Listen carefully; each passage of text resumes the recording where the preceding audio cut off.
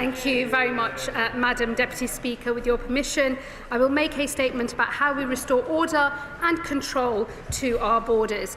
I do so as this government publishes the most significant reform to our migration system in modern times. This country will always offer sanctuary to those fleeing danger. But we must also acknowledge that the world has changed, and our asylum system has not changed with it.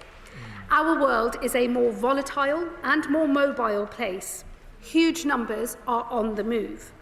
While some are refugees, others are economic migrants seeking to use and abuse our asylum system. And even genuine refugees are passing through other safe countries searching for the most attractive place to seek refuge. The burden that has fallen on this country has been heavy. 400,000 have sought asylum here in the last 4 years. Over 100,000 people now live in asylum accommodation, and over half of refugees remain on benefits 8 years after they have arrived. To the British public who foot the bill, the system feels out of control and unfair. It feels that way because it is. The pace and scale of change has destabilised communities. It is making our country a more divided place. There will never be a justification for the violence and racism of a minority. But if we fail to deal with this crisis, we will draw more people down a path that starts with anger and ends in hatred. I have no doubt about who we really are in this country. We are open, tolerant, and generous. But the public rightly expect that we can determine who enters this country and who must leave. To maintain the generosity that allows us to provide sanctuary, we must restore order and control. Rather than deal substantively with this problem, the last Conservative government wasted precious years and £700 million on their failed Rwanda plan, with the lamentable result of just 4 volunteers removed from the country. As a result, they left us with the grotesque chaos of asylum seekers housed in hotels, shuttled around in taxis, with the taxpayer footing the bill. My predecessor as Home Secretary picked up this dreadful inheritance and rebuilt the foundations of a collapsed asylum system. Decision-making has been restored, with a backlog now 18% lower than when we entered office. Removals have increased, reaching nearly 50,000 under this government. Immigration enforcement has hit record levels, with over 8,000 arrests in the last year. The Border Security Bill is progressing through Parliament, and my predecessor struck a historic agreement with the French, which means small boat arrivals can now be sent back to France. These are vital steps, but we must go further. Today, we have published Restoring Order and Control, a new statement on our asylum policy. Its goals are twofold. Firstly, to reduce illegal arrivals into this country, and secondly, to increase removals of those with no right to be here. It starts by accepting an uncomfortable truth. While asylum claims fall across Europe, they are rising here. And that is because of the comparative generosity of our asylum offer, when compared to so many of our European neighbours. This generosity is a factor that draws people to these shores on a path that runs through other safe countries. Nearly 40% come on small boats and over perilous channel crossings, but a roughly equal number come here legally via a visitor, work or study visa and then go on to claim asylum. They do so because refugee status is the most generous route into this country. An initial grant lasts 5 years, which is then converted almost automatically into permanent settled status. In other European countries, things are done differently. In Denmark, refugee status is temporary, and they provide safety and sanctuary until it is possible for a refugee to return home. In recent years, asylum claims have hit a 40-year low. And now, across Europe, countries are tightening their systems in similar ways. We must act too. We will do so by making refugee status temporary, not permanent. A grant of refugee status will last 2.5 years, not 5. It will be renewed only if it is impossible for a refugee to return home. Permanent settlement will now come at 20 years, not 5. I know this country welcomes people who contribute, and for those who want to stay and are willing and able to, we will create a new work and study visa route solely for refugees, with a quicker path to permanent settlement. To encourage refugees into work, we will also consult on removing benefits for those who are able to work but choose not to. Outside of the most exceptional circumstances, family reunion will not be possible, with a refugee only able to bring family over if they have joined a work and study route and if qualifying tests are met. While over 50,000 were granted refugee status in the last year, more than 100,000 claimants and failed asylum seekers remain in taxpayer-funded accommodation. And we know that criminal gangs use the prospect of free bed and board to promote their small boat crossings. We have already announced that we will empty asylum hotels by the end of the Parliament, and we are exploring a number of large military sites as an alternative. We will now also remove the 2005 legislation that created a duty to support asylum seekers, reverting to a legal power to do so instead. While we will continue to support those who play by the rules, those who do not, be that through criminality or antisocial behaviour, can have their support removed. We will also remove our duty to support those who have a right to work. It is right that those who do receive support pay for it if they can. So those with income or assets will have to contribute to the cost of their stay. This will end the absurdity that we currently experience, where an asylum seeker receiving £800 each month from his family and who had recently acquired an Audi was receiving free housing at the taxpayer's expense, and the courts judged that we could do nothing about it. Mr. Speaker, these measures are designed to tackle the pull factors that draw people into this country. But reducing the number of arrivals is just half of the story. We must also enforce our rules and remove those who have no right to be here. This will mean restarting removals to countries where they have been paused. In recent months, we have begun voluntary removal of failed asylum seekers to Syria once again. However, there are still many failed asylum seekers here from Syria, most of whom fled a regime that has since been toppled. Other countries are planning to enforce removals, and we will follow suit. Where a failed asylum seeker cannot be returned home, we will also continue to explore the possibility of return hubs, with negotiations ongoing. We must remove those who have failed asylum claims, regardless of who they are. Today, we are not removing family groups, even when we know that their home country is perfectly safe. There are, for instance, around 700 Albanian families living in taxpayer-funded accommodation, having failed their asylum claims. This is true despite an existing returns agreement, and that Albania is a signatory to the European Convention on Human Rights. So we will now begin the removal of families. Where possible, we will encourage a voluntary return, but where an enforced return is necessary, that is what we will do. Where the barrier to a return is not the individual nor the UK government, but the receiving country, we will take action. I can announce today that we have told Angola, the Democratic Republic of the Congo, and Namibia that if they do not comply with international rules and norms, we will impose visa penalties on them. And I am sending a wider message here. Unless other countries heed this lesson, further sanctions will follow. Much of the delay in our removals, however, comes from the sclerotic nature of our own system. In March of this year, the appeals backlog stood at 51,000 cases. This government has already increased judicial sitting days, but reform is required. So we will create a new appeals body staffed by professional independent adjudicators, and we will ensure there is early legal representation available to advise claimants and ensure their issues are properly considered.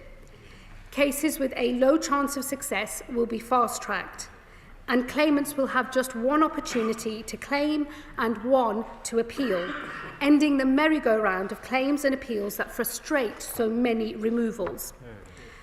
While some barriers to removal are the result of process, others are substantive issues related to the law itself.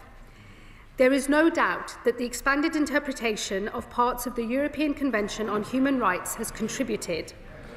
This is particularly true of Article 8, the right to a family life. The courts have adopted an ever-expanding interpretation of this right, and as a result, many people have been allowed to come to this country when they would otherwise have had no right to. And we have been unable to remove others when the case for doing so seems overwhelming. This includes cases like an arsonist sentenced to 5 years in prison, whose deportation was blocked on the grounds that his relationship with his sibling may suffer. And more than half of those detained are now delaying or blocking their removal by raising a last-minute rights claim.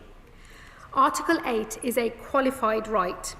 That means we are not prevented from removing individuals or refusing an application to move to the UK if it is in the public interest. To narrow Article 8 rights, we will therefore make 3 important changes in both domestic law and our immigration rules. Firstly, we will define what exactly a family is, narrowing this down to parents and their children. Secondly, we will define the public interest test so the default becomes a removal or refusal, with Article 8 rights only permissible in the most exceptional circumstances. Thirdly, we will tighten where Article 8 claims can be heard, ensuring only those who are living in the UK can lodge a claim rather than their family members overseas, and that all claims are heard first by the Home Office and not in a courtroom. We will also pursue international reform of a second element of the European Convention, the application of Article 3, the prohibition on torture and inhuman, degrading treatment or punishment. We will never return anyone to be tortured in their home country. But the definition of degrading treatment has expanded into the realm of the ridiculous. Today we have criminals we seek to deport, but discover we cannot because the prisons in their home country have cells that are deemed too small, or even mental health provision that is not as good as our own. As Article 3 is an absolute right, a public interest test cannot be applied. For that reason, we are seeking reform at the Council of Europe, and we do so alongside international partners who have raised similar concerns. But it is not just international law that binds us. According to data from 2022, over 40% of those detained for removal claimed they were modern-day slaves. This well-intentioned law is being abused by those who seek to frustrate a legitimate removal. So I will bring forward legislation that tightens the modern slavery system to ensure that it protects those it was designed for and not those who seek to abuse it. Taken together, Madam Deputy Speaker, these are significant reforms. They are designed to ensure our asylum system is fit for the modern world, and that we retain public consent for the very idea of providing refuge. We will always be a country that offers protection to those fleeing peril, just as we did in recent years when Ukraine was invaded, when Afghanistan was evacuated, and when we repatriated Hong Kongers. For that reason, as order and control is restored, we will open new, capped, safe and legal routes into this country. These will make sponsorship the primary means by which we resettle refugees, with voluntary and community organisations given greater involvement to both receive refugees and support them, working within caps set by government. We will also create a new route for displaced students to study in the UK and another for skilled refugees to work here. And of course, we will always remain flexible to new crises across the world as they happen.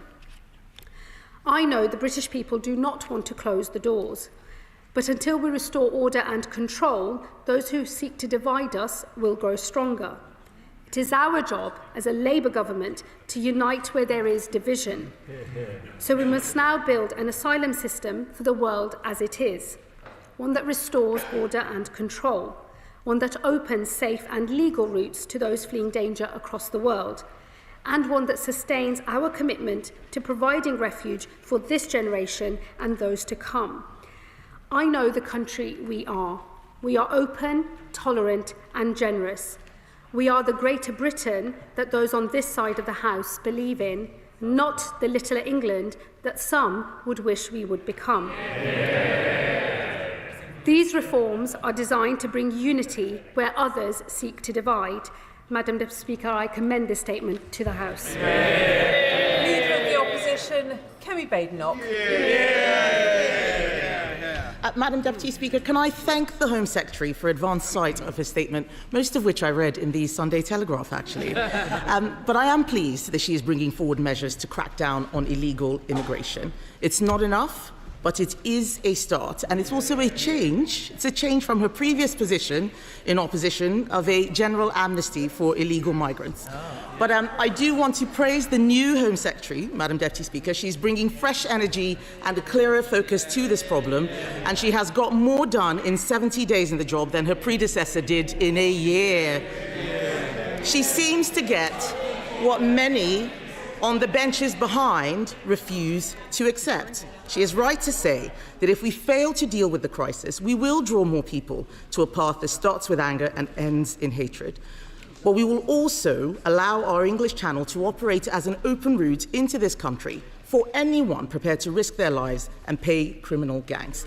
This is not fair. It is not fair on British citizens, it is not fair on those who come here legally, and it is not fair on those in genuine need who are pushed to the back of the queue because the system is overwhelmed. Anyone who cannot see by now that simply tinkering with the current system isn't going to fix this problem is either living in la-la land or being willfully obstructive. It is a shame that it has taken Labour a year in office to realise there is a borders crisis. Yes. I don't know why they're chuntering. What was their first act in government? Her predecessor's first act was to scrap the Rwanda plan, which was already, yes, they're cheering, it was already starting to act as a deterrent before it even got off the ground. And before it started, Labour threw away all of our hard work, the taxpayers' money. They're the ones who have wasted their money, not us. But this statement, Madam Deputy Speaker, is an admission that her predecessor's immigration and borders bill will not work. But I'm glad to see them now changing course. The powers they're using in this bill, they all voted down when we were in government. They wouldn't be able to do that if we hadn't got it through. None of them know the work that was done. They're just cheering nonsensically, but we know what has happened since they came into office. In fact, the Home Secretary will know that in the 70 days that she has been in office, 10,000 people have crossed the Channel. And in the last year, we have seen record levels of asylum claims. The problem has got worse since Labour came into office and is getting even worse by the day. But I am afraid to tell her that what she is announcing is not going to work on its own. And some of these measures will, in fact, take us backwards. I say that to her with no ill will, and I hope she believes me when I say I genuinely want her to succeed. Because on this side of the House, we are speaking from experience. We know how difficult this is. It is, we are. And we're not going to take any lectures from the people who voted down every single measure to control immigration. Some of the measures she is announcing today, Madam Deputy Speaker, are undoubtedly positive steps. Baby steps, but positive nonetheless. We welcome making refugee status temporary, and we welcome removing the last Labour government's legislation that created a duty to support asylum seekers. She's right to do that. Yeah. However, some of what she is announcing simply does not go far enough. On this side of the House, we believe that anyone who arrives illegally, especially from safe countries, should be deported and banned from claiming asylum. Does the Home Secretary agree that anyone who comes to this country illegally should be deported? I'd like to know, I think the country would like to know, because this announcement means that some people who arrive will be allowed to stay. They just need to wait 20 years before getting permanent settlement. That does not remove the pull factor.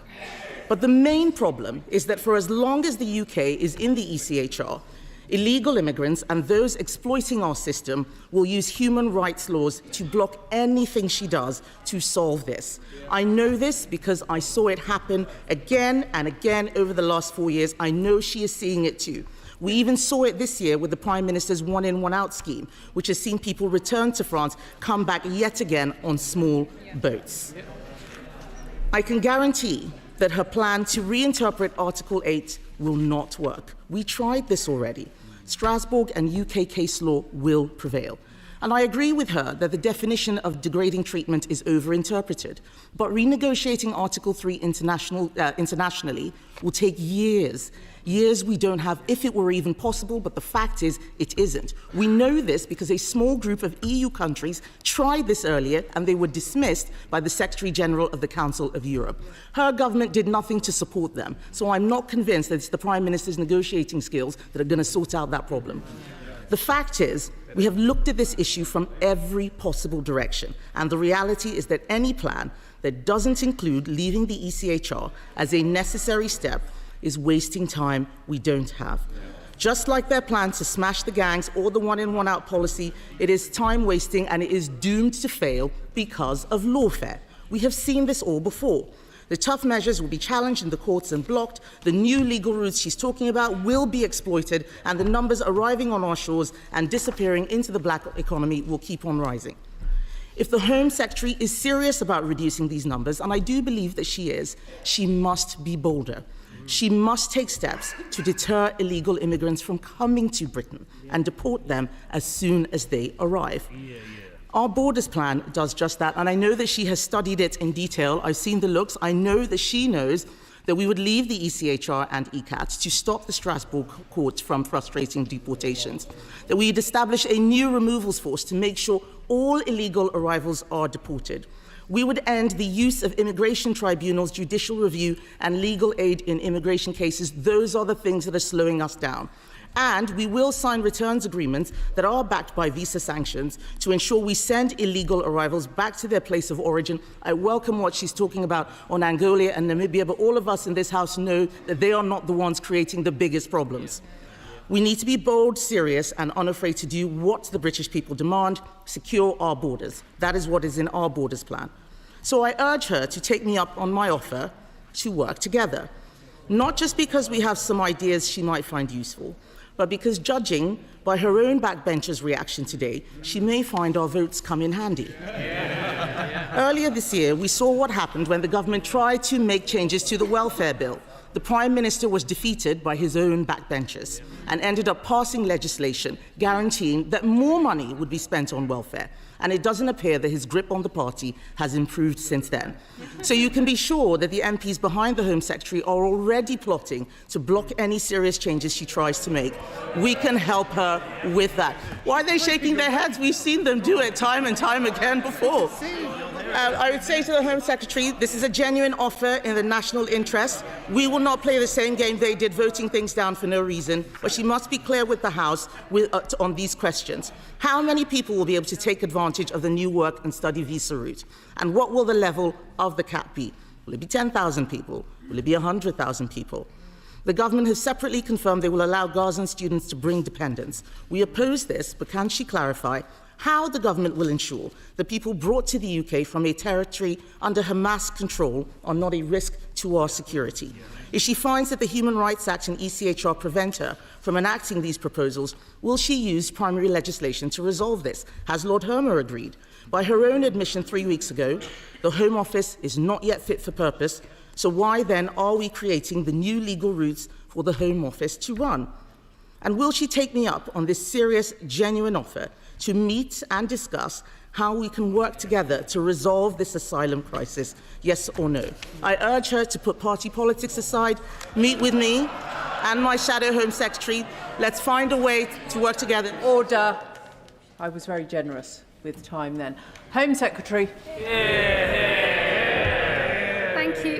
Thank you, Madam Deputy Speaker. I thank the Leader of the Opposition for her response to the statement. I see that the Shadow Home Secretary has been subbed out after his performance at Home Office orals, but but whether it's the Shadow Home Secretary or the Leader of the Opposition herself, I'm very happy to take on the Conservative Party any day of the week. And let me start by saying we will not be taking any lessons from those opposite on how to run an effective migration system or indeed an asylum system, because I'm afraid to say to the Leader of the Opposition, she knows that her party in government gave up on governing altogether. They gave up on making asylum decisions, creating the huge backlog that it was left to this government to start to deal with. And in our first 18 months in office, removals are up 23% compared to their last 18 months in office. So I will take no lessons from anyone opposite on anything to do with our asylum system, because they simply gave up and went for an expensive gimmick that cost 700 million quid, returned 4 volunteers and was doomed to failure from the start. I will also say, Madam Deputy Speaker, the Leader of the Opposition had rather a lot to say about the European Convention on Human Rights. I don't recall the members opposite ever bringing forward any legislation to deal with the application of Article 8, the qualified right to a private life, in this House. There was never a bill that sought to clarify the way that Article 8 should apply in our domestic legislation or indeed in our immigration rules. So I'm not going to take any lessons from the people that just never bothered to do that in the first place. It is this government that is rolling up our sleeves, dealing with the detailed, substantive issues that we face and thinking of proper, workable solutions to those matters. And I just say on Article 3, I think the position on Article 3 has changed across Europe. I was over at the Council of Europe in my previous role as Lord Chancellor just before the summer recess earlier on this year, and I was struck by the sheer range of other European partners who want to have this conversation. It is important, I think, that the British government leans into that conversation and seeks to work in collaboration with our European partners. The one thing that will not work is simply saying we're going to come out of the European Convention altogether. That is not and will never be the policy of this government, because we believe reform can be pursued, but that this is an important convention, not least because it actually underpins some of our own returns agreements, including the one with France. And so she talks about how many years it would take for us to think about reform of the convention, but it would also take just as many years, as she well knows, to start renegotiating lots of international agreements which would be affected by us coming out of the convention. So I'm afraid her solution once again will not work. And if she wanted to work together in the national interest, and look, Madam Deputy Speaker, I'm always up for working in the national interest, because nothing actually matters more to me than holding our own country together and uniting our country. But they could have started by voting for the Borders Bill, which is currently going through the House and which they have voted against at every opportunity. So forgive me if I don't take this newfound conversion to working together in the national interest with much seriousness, because their own track record suggests it should not be taken seriously. And not be taken seriously, Madam Deputy Speaker, sums up the position of the Conservative Party. These are the people that left this government an abject mess to clear up. They gave up on governing. They gave up on running an effective asylum system. And now they turn up without so much as an apology to the British public, thinking that they've got anything to say that anyone wants to hear. Before I call the first backbench contribution, can I remind members that in order to expect to be called in a statement, they should have been here from the start of the Home Secretary's statement. There may be members bobbing quite unnecessarily. Florence Eshalomi. Thank you, Madam Deputy Speaker. Madam Deputy Speaker, the reality is we need an asylum and immigration system based on fairness and consistency. My constituency of Vauxhall and Campbell Green is a testament to this. It's a place that's been made richer because of the people who've come here from all over the world. Some of them have fled persecution and have made a home over many years. I meet these people every week in the community and including in schools, where I see those children excited about their future. When this government came into office last year, they were right to say that their priority in this area is to tackle the huge backlog of unprocessed asylum claims left by their predecessor. Clearing that backlog is a big task, Madam Deputy Speaker, but it is right that we identify who has a right to be here. But by introducing more assessments of those who've been here for many years, making new judgments on safety of a country will take considerable resources. So is the Home Secretary confident that these changes will not have an unintentional consequence and actually make it harder to achieve her goal? I thank my honourable friend for her question. Let me assure her there will be both the administrative system and the resources needed to underpin the asylum changes that we are making. It is already the case that at the end of the 5-year leave to remain period, there is meant to be an assessment as to whether the country of origin remains a safe country or not. What has ended up happening, though, in practice is that has become an almost effectively an automatic pathway to permanent settlement. That is the thing that we are changing. But what I would ask her to do is look carefully at our protection work and study route, because we will be encouraging those who have sought asylum here, being granted refugee status, to go into work or to study that supports their integration, but it also means that they are making a contribution which actually will retain public support for the system overall. Liberal Democrat spokesperson Max Wilkinson. Thank you, Madam Deputy Speaker. It is right that the government is looking for ways to bring order to the asylum system. It was left in total disarray by the Conservatives. Sadly, the government has been too slow to act. Britain has a long and proud history of responding with compassion to people fleeing unimaginable horrors. That should continue in a way that is fair and sustainable. So we welcome some of what the Home Secretary has said on that score. But what is not helpful is the Home Secretary claiming that the country is being torn apart by immigration. Acknowledging the challenges facing our nation is one thing, but stoking division by using immoderate language is quite another. I will, however, welcome news about safe and legal routes. This is something the Liberal Democrats have called for some time, since they were scrapped by the Conservatives, leading to more small boat crossings. But we do have some concerns about the far-reaching detail behind these proposals, which seems to be missing. The Home Secretary is revoking the legal duty to provide asylum seekers with accommodation and says asylum seekers should support themselves and contribute to our society. But she is still banning them from working so they can support themselves, contributing to our society. That makes no sense at all. She relies a lot on Denmark as an example. Denmark lets asylum seekers work after 6 months. So will she. And can she guarantee that the burden to house asylum seekers won't fall on already struggling local councils? And can she guarantee that we won't see a whole-scale transfer of asylum seekers from hotels to the streets? And if the Minister for Border Security and Asylum announced to the media asylum seekers could have jewellery confiscated, is the Home Secretary doing this to raise money or to deter people? And either way, does she acknowledge that many British people will see it as unnecessary and cruel? State-sponsored robbery will certainly not fix a system that costs taxpayers £6 million every day in hotel bills. If the government plans to keep its promise to end hotel use, it must also process the claims of the 90,000 backlog of asylum seekers. Something the Liberal Democrats have a plan to do within 6 months using Nightingale-style processing centres. Does the Home Secretary seriously believe that an overstretched Home Office, which has yet to clear the existing backlog, can also undertake reviews of every refugee's status every 2.5 years? The UK must continue to lead international efforts to manage large migratory flows, and because the flow of people comes from Europe, she will need to work with the EU on a solution. The Oxford Migration Observatory has identified a clear Brexit effect. That means people refused asylum in the EU now make a second attempt here, a consequence of the Brexit delivered by the Conservatives and the honourable member for Clacton 2. The Minister refused to answer earlier whether Brexit has harmed our immigration and asylum system. So I'll ask the Home Secretary now, does she think that Brexit has made it easier or more difficult for this country to control its borders and asylum system? And does she think reductions in overseas development spending will reduce or increase migratory flows? We have already made it very clear that we think leaving the ECHR will make no difference to securing our borders and will tear hard-won rights away from British people. It's encouraging that the Home Secretary has said that is not part of the government's plan.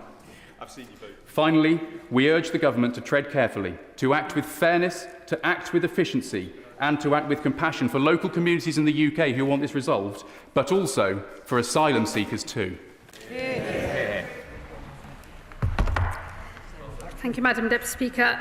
I have to say to the honourable gentleman, I wish I had the privilege of walking around this country and not seeing the division that the issue of migration and asylum system is creating across this country. Unlike him, unfortunately, I am the one that is regularly called a fucking packy and told to go back home. It is I who knows through my personal experience and that of my constituents just how divisive the issue of asylum has become in our country. And I do say to him, I wish it were possible to say that there isn't a problem here, that there's nothing to see and that it is all, in fact, just extremist, right-wing talking points. But this system is broken and it is incumbent on all members of Parliament to acknowledge how badly broken the system is and to make it a moral mission to fix this system so that it stops creating the division that we all see. And I do say to him, I do not think it is acceptable or appropriate for people in this place to not acknowledge the real experience of those who sit outside of this House. We are supposed to be in here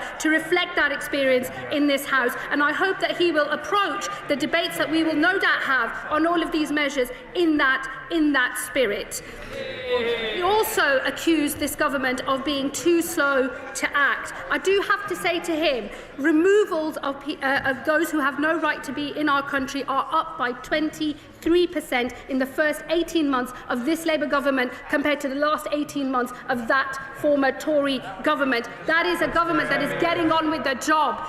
We have made 11,000 enforcement raids, 8,000 arrests, and over 1,000 people with no right to be in this country as a result of those raids have been removed from this country. This is a government that has been getting on with the job, and this is just the next phase of our work as we deal with the broken migration system that we inherited from those opposite. He said that he thought that whilst people who are waiting on their claim should be given the right to work, I think he knows that would be a huge pull factor and increase the number of channel crossings rather than decrease them. That would be our experience in this country. That is why we are not pursuing that policy. But what we have said is for those who are granted refugee status in this country and who can and want to, they will be able to switch into the protection work and study route so they can start contributing to society. That will help them to integrate and it will help the communities that they are living in as well. He knows full well that it is not the policy of this government to confiscate jewellery from those who are accessing asylum accommodation.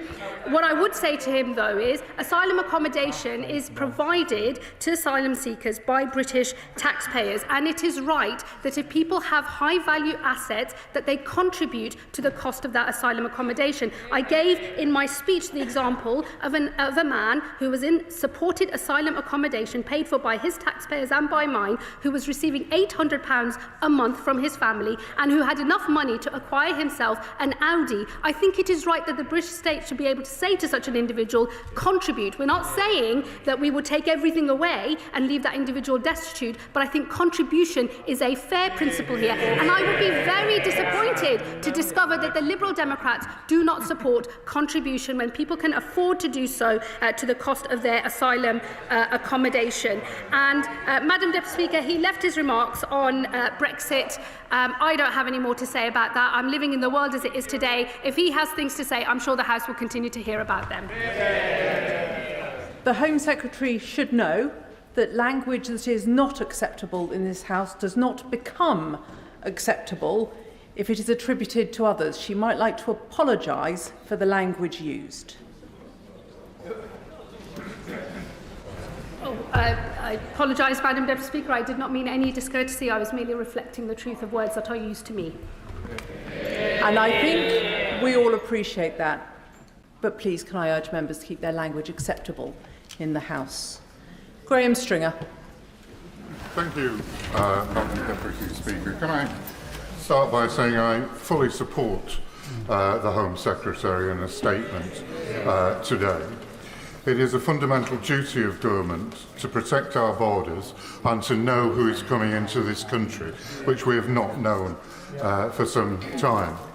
She has set herself a difficult task, but will she agree to publish targets for all the areas she has outlined in her statement today, particularly a reduction in the number of undocumented and illegal entrants to the country, so that we can check whether it is working, and she may need to alter some of the policies if it is not working.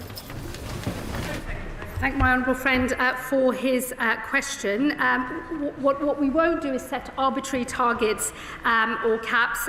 We have learnt the lessons of previous governments, and I think that setting a number in that way actually costs public confidence. The better thing to do is to actually get on with delivering these reforms, passing the necessary legislation in this House, delivering them out there in the country, and then assessing them as they go. I have no doubt that there will be much debate and scrutiny in this place and in others about the success of these reforms, and I look forward to answering those questions over the coming months and years, no doubt. Chair of the Home Affairs Committee, Dame Karen Bradley. Madam Deputy Speaker. My committee, I'm sure, will want to look closely at the very significant number of announcements that the Home Secretary has made today.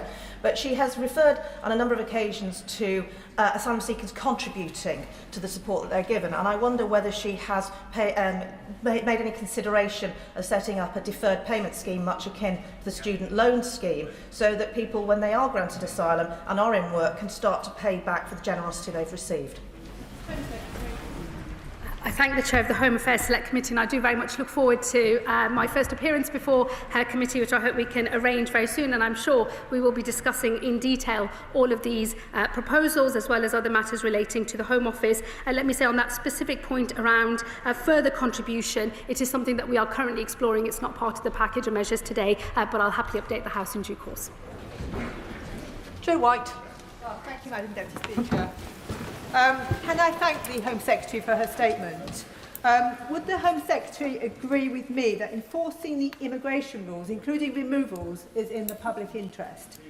Could the Home Secretary provide greater detail on the action the government will take to balance public interest against individual rights? Well, I thank my honourable friend for her question.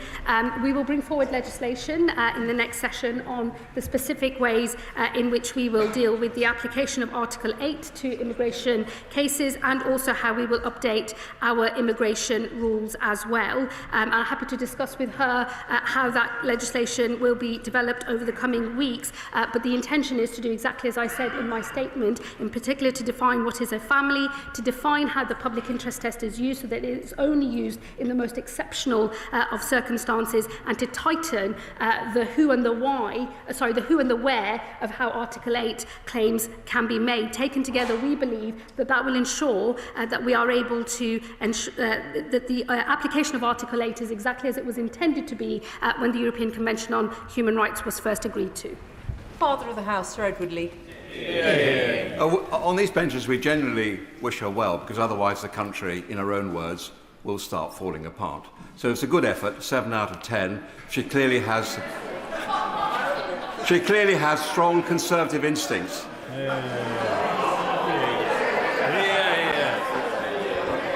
But does she fear that such is the misery in many of these countries that they're not really worried about how long they have to wait for their asylum claim to be processed? And does she fear that unless we do arrest and detain and deport people very quickly, then this problem will just go on and on and on? So she mentioned return hubs. Could you say a bit more about that? And could you have an open mind about schemes such as Rwanda? On Rwanda, no. I think on the substance of what he says, he can't be right, because claims are down in Europe and up here. What I would say to him instead is I hope that he will approach the debate that we're having with an open mind, ditch the failed policies of his party, and maybe consider more workable solutions from this side of the House instead. Lewis Atkinson. To continue the UK's proud history of offering sanctuary while simultaneously reducing illegal channel crossings, the right way for refugees fleeing persecution should be through safe and legal routes that are subject to full security checks and controls, not by paying people smuggling gangs to cross the channel in an uncontrolled and unsafe way. So can I therefore welcome the Home Secretary's announcement that such routes will be created? And can she tell the House how quickly she envisages these will be implemented? I thank my honourable friend. Safe and legal routes are absolutely the way that we should be seeking to bring people into our country, and not through the people smuggling route in the north of France and over the Channel. And it is an explicit policy choice that I have made to disincentivise people coming through that route and paying thousands of pounds as they do so to organised immigration criminals, and will privilege those who come through our safe and legal routes. As we get order and control into the system that we have inherited, these safe and legal routes will become more generous over time. They will start modest, the numbers will be in the low hundreds, but they will grow, and we want them to grow because we want people fleeing sanctuary to be able to find safe harbour here in this country. And we make we are absolutely proud of that position as a government. This route will grow over time. I hope people across the House will support that, but I think we have to get order and control into our system first. Christine Jodin. Thank you very much, Madam Deputy Speaker. I think there would be general agreement that we have chaos in the immigration and asylum system, and that the government should be looking for new ways to discourage people from crossing the Channel in small boats. But in what she says today, is there a danger that those people that we do actually need to come to this country legally, with the skills that we need to fill the employment gap, to keep our NHS working and to work in the social care sector, will actually look at this country now and say, no, I don't want to go there, and that there is a danger in this policy that will happen? I disagree with the honourable lady. There is no reason to believe that. What I would say to her is that if you look at the numbers of people that come into this country on the small boats, it's about 40% of all asylum claims. Actually, it's about the same number of people who come through a legal route, a visit visa, a work visa or a study visa, which when that visa comes to an end, apply for asylum. I hope she would recognise that it is important that we stop that abuse of the asylum system so that we can retain public confidence in the legal migration system that I think we can all agree that this country needs. Chris Murray. Thank you, Madam Deputy Speaker. I now draw your attention to my declaration of interest. Over the last few years, 3 times as many people fleeing war or persecution have come to this country from Ukraine and Hong Kong as have come in small boats, but there has been no public outcry. The lesson here is the British people are compassionate and generous to refugees when the system is controlled, fair and gripped by the government. In 15 years working on asylum issues before being elected, I saw the dysfunction this government has inherited. There is nothing progressive about ducking asylum reform and allowing public support for refugees to drain away. Can the Home Secretary set out how these reforms will address the manifest unfairnesses and rebuild public support for the asylum system and immigration overall? My honourable friend makes a very powerful point. This country is an open, tolerant and generous place, but there are conditions for that openness, for that tolerance and for that generosity, and they are that there is order and control in the system. And when people can see a system that is not working, where rules are being abused and not enforced, they do rightly feel angry, and it is important that this government deals with those problems so that we can have public consent for not just a new system that works better, but also for the safe and legal routes that I know he and others in this House will want to see.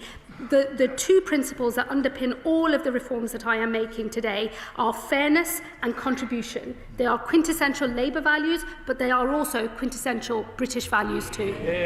Sir Desmond Swing.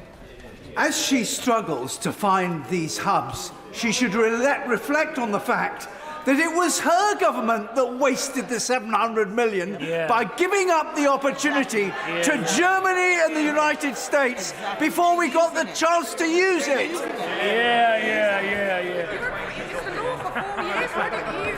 Apologies, Madam Deputy Speaker. In all the finger wagging, I sort of missed the question. But I think it was something about Rwanda, which I think we can all agree was a totally failed scheme and a waste of money. There are good ongoing negotiations going in relation to return hubs. I very much hope we can update the House in due course. Sarah Owen. Thank you, Madam Deputy Speaker. I hope that we could all agree that a strong immigration system doesn't have to be a cruel one. When the Tories painted over murals for refugee children, the numbers of small boat crossings still went up. When they threatened deportations to Rwanda, guess what? The crossings still went up. So what evidence does the Secretary of State have that taking personal belongings, such as jewellery from refugees, and selling it off actually works as a deterrent? Isn't a focus on the new plans outlined on the safe and legal routes a much better use of all of our time?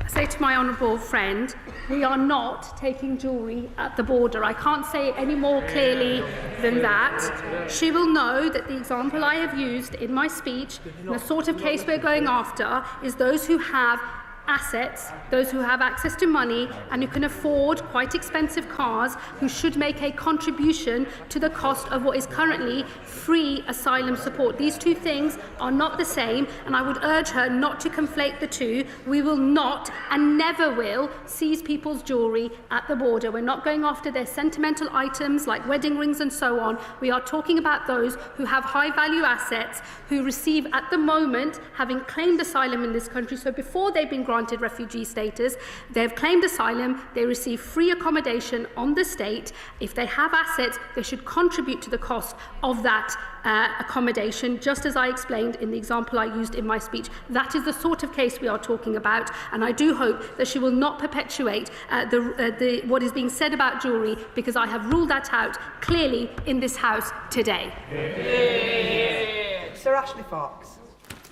Thank you, Madam Deputy Speaker. Can I thank the Home Secretary for her statement? Labour's change, of course, is most welcome, and she's outlined some useful steps today. Now, my constituents want to see the Holiday Inn in Bridgewater emptied of migrants and returned to commercial use. And to achieve that, the Home Secretary is going to have to be bolder. So does she agree with me that anyone who arrives in this country illegally should be detained on entry and deported automatically? Again, forgive me, but I'm not going to take any lessons from the party that gave us hotel use in the first place, now lecturing me about hotel exit. It is a manifesto commitment of this government that we will get out of hotels by the end of this Parliament. I hope to do so before then. That is why we are exploring large sites, including military sites. I know that will engage more debate in this House over the coming weeks and months, and I look forward to that. But given that he's a member of a party that started hotel use, I hope he'll reflect on that first. Daniel Zeigner. Thank you, Madam Speaker. I support my right honourable friend's statement, and particularly her announcement about safe and legal routes. She'll know that cities like Cambridge have a long tradition going back to the kinder transport through welcoming people from Syria and Ukraine. And I very much hope she'll work closely with authorities like Cambridge City Council to work on measures that can make these routes work. I thank my honourable friend. We absolutely will work with local partners, councils, philanthropists, other charitable organisations as we develop these safe and legal routes. And as I said in my speech earlier, they will take three primary forms: community sponsorship, because we believe that is the best model for achieving integration of refugees into our communities, a route for talented students and for skilled workers as well. We want to play our full part as a country in providing sanctuary to those truly in need. We need to move to a better system. Safe and legal routes will be the way in the future to do it. Marie Goldman. Thank you, Madam Deputy Speaker. I'm sure we can all agree across this House that one of the key aspects of dealing with the asylum system is dealing with the crisis and the backlog, which is absolutely enormous. And the Home Secretary said in her speech that they are looking at a number of large military sites as an alternative to the asylum hotels. One of those large military sites is already in use is RAF Wethersfield in Essex. I understand from Essex Police that Braintree District Council has been given a sum of funding to the tune of about £2 million to help with community cohesion, dealing with the fact that they have that facility nearby. However, buses are taking asylum seekers from Wethersfield to places like Colchester and to my constituency of Chelmsford several times a day, and that is placing extra strain on Essex Police in those areas, yet they are unable to access those funds. Will the Home Secretary commit to providing extra funds to Essex Police in those areas to help them police them? I think that was two questions. One on the backlog, which I recognise the backlog of appeals is far too high. It is why we're going to create a new independent appeals system so that we can run through these cases more quickly whilst fulfilling our obligations to an independent process and providing early legal advice as well. And on the specific points in relation to Wethersfield and pressures on councils, we do of course work closely with local councils and do provide funding to assist with community cohesion and other issues, and I will look carefully at the example that she has raised if she writes to me. Derek Twigg. Madam Deputy Speaker, can I say to the Home Secretary that her statement is most welcome. It's certainly a step in the right direction, and certainly the proposals that she set out today are a significant step in the right direction. It's also the case, I think, as well, that the comments she made about the damage to the social fabric of this country are very, very important. But can I ask her a specific question? And that is about asylum seekers who committed crimes and actually are deported, but then allowed to again put a second application in to come back to this country. Will she be looking at law to see how that can be addressed? What I would say to him on those who are convicted of crimes, the combination of the sentencing bill changes and what I have said today should actually lead to earlier deportation of foreign national offenders in this country. It is, of course, absolutely important that those individuals face the full force of the law, but we have made a policy decision as a government that for the vast majority of foreign national offenders, the appropriate thing to do is to move to immediate deportation wherever possible. Thank you, Madam Deputy Speaker. The Home Secretary said that she was exploring the possibility of return hubs with negotiations ongoing. Can she tell the House which country she's negotiating with and how much is it going to cost? No, because he would not expect me, I think, to comment on live negotiations with other countries. But those negotiations are ongoing, and I hope we have announcements to make soon. Catherine West. Deputy Speaker, the Hornsey and Friar Barnet constituency has a long tradition of being boroughs of sanctuary, and just today I had an excellent briefing from the Jewish Voice for Refugees Hayas J-Corps. Will she agree with me that currently there is a real problem with the cliff edge for failed asylum seekers who end up street homeless or rough sleeping, particularly in my constituency around the Finsbury Park area? And will she redouble her efforts to understand the connections between homelessness and the asylum process so that all people can have shelter in the current period as we go into the winter? I thank my honourable friend. I do understand the point that she is making. I mean, I think the reality is that there are a lot of failed asylum seekers within the asylum accommodation system, and I'm sure she would accept and agree that where somebody has a failed claim and no right to be in this country, the best thing to do is to voluntarily leave the country, and we do already provide packages to help people make that decision. I, of course, don't want to see people homeless in this country, but I know she can't possibly think that the answer to that is to essentially have there be no consequence to having a failed asylum claim in the first place. We do need to run a system where the rules are enforced, as uncomfortable as that might occasionally be, but of course recognising that we don't want people in destitution. That is why we do make financial packages available for people to voluntarily remove the country, and that will always be the case. Pete Wishart. Madam Deputy Speaker, in their manifesto, Labour promised to defend migrants' rights and build an immigration system based on compassion and dignity. Instead, what we have is a policy that's welcomed by Reform UK and that's even found favour with Tommy Robinson. From throwing refugees into destitution to denying any meaningful route to citizenship to forcible evictions, where exactly is the compassion and dignity in that? Yeah. Well, I can assure him that given that Tommy Robinson doesn't even think I'm actually English, he will certainly not be supporting anything I've got to say. So let's just leave that there, I think, Madam Deputy Speaker. We don't need to hear any more about what vile racists have to say about anything whatsoever. And let me also say to him, I guess it's not a surprise to me to find a Scottish National Party Member of Parliament defending a broken status quo. That's what they do in Scotland with the Scottish Government under the SNP every day, and that's what he's doing now. I hope he can agree that good reform, much needed reform to a broken system is the best way to retain public support for having an asylum system at all. Deputy Speaker. And my right honourable friend is absolutely right to seek to bring order to the chaos at our borders, chaos instituted by the Tories, which undermines trust in our state and imposes such costs on communities. She's also right to address the pull factors which lure migrants to their death in our channel of claims of cushy lives in five-star hotels. And she is right to assist that our proposals must reflect British values and work in practice. So on that, could she say a little bit more about how reviewing refugee status every 2 years will work in practice, particularly with regard to the Home Office capacity and also with regard to integration? I thank my honourable friend for her comments as well as her question. What we are doing in relation to the refugee status is moving from a situation where it's effectively permanent and the most attractive of all routes into the country to a more temporary status. I will make sure that the administration and the funding is available to run the new system as it is being designed. But I do say to her that is why we are also creating the protection, work and study route, because we believe that the best integration outcomes come when people are in work and able to contribute, and that is how we will retain popular support for having an asylum system. So people will transfer, we hope, into the protection, work and study route. But of course, if they do not, under the core protection model, they will still receive sanctuary from this country. It will be more regularly reviewed. I hope we can all agree that where a country is safe for an individual to return to, a return should, in the normal run of things, take place. But of course, if people have switched into a work route and are making a contribution, we will set out plans in the coming days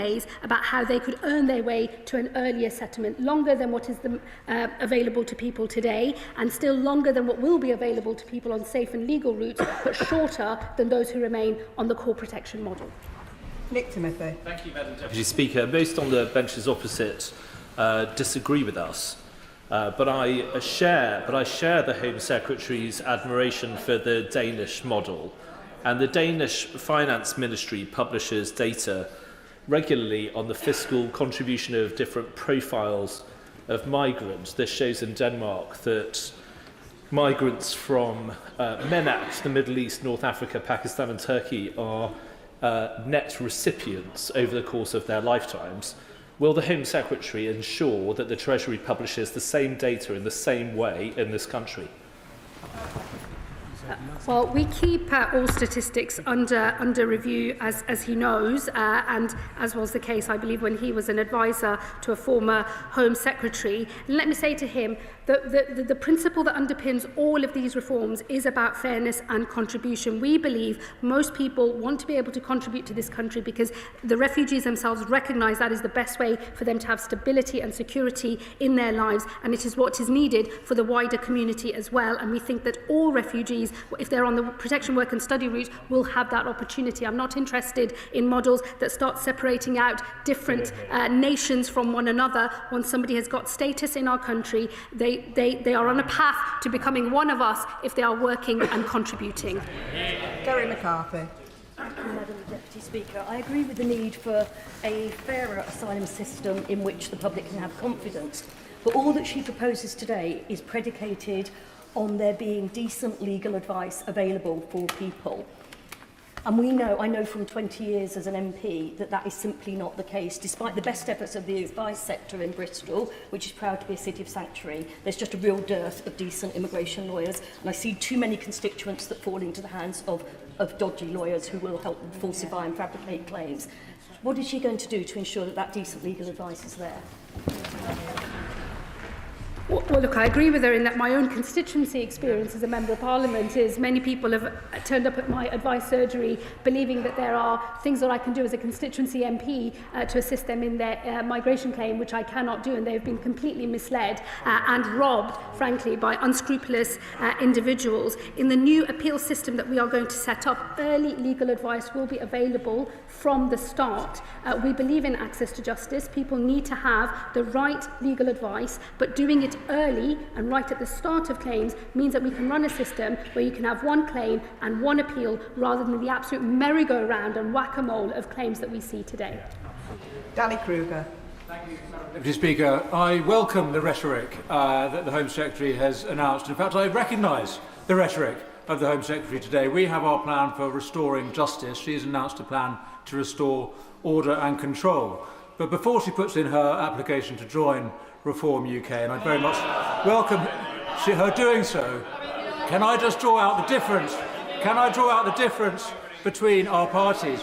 Unlike the government, Madam Deputy Speaker, we don't propose to give illegal immigrants the right to stay here for 2.5 years after arriving. We don't propose to give them the right to study and work here. We don't propose to allow them to bring their families here. And crucially, Madam Deputy Speaker, we're not going to contort our law to comply with, or to fit into the European Convention on Human Rights. The derogations that she announces will not work to stop the lawfare, just as the derogations announced in the Rwanda bill wouldn't have stopped the lawfare, which is why I opposed that bill as well. So she talks about, Madam Deputy Speaker. I'm great. I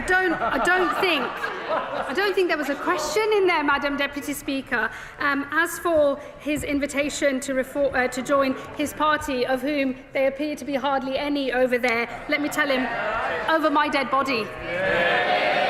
Liam Byrne. Thank you very much indeed. I want to commend the Home Secretary for getting the balance absolutely right. And I think the announcement that she has made today will be widely welcomed across our diverse community in Birmingham, because we know that our generosity of spirit is upheld by our rule of law, and the kindness that we show is protected by the justice that we share. So will she confirm that while we will always give sanctuary to those who need our protection, what she's advancing today is in effect a form of earned citizenship, and only those who step up to the full responsibilities of citizenship will enjoy the full rights of citizenship of this country? Well, my honourable friend makes a very powerful point. We are constituency neighbours, and both of us have done many community meetings over the years where these issues have been discussed, not just by those who are white, but those who are ethnic minority Britons as well. Because the thing that unites all Britons, regardless of their background, is a desire for fairness and for a good system that people can have confidence in. And he's absolutely right. The concept of earned citizenship, earned settlement, contribution, fairness. As I said earlier, these are quintessential Labour values. They are quintessential British values as well. And that is why I know this plan will have support from across the country. Bradley Thomas. Thank you, Madam Deputy Speaker. Well, these steps are definitely a move in the right direction. I'm pleased that the Home Secretary has rejected the proposal from the Liberal Democrats to allow those who arrive in the UK illegally to work. I think that would be a ludicrous magnet in favour of attracting more illegal migrants to the UK. The Home Secretary will be aware that the vast majority of removals from the country are voluntary rather than enforced. So what is she planning to do to ramp up enforced removals from the UK?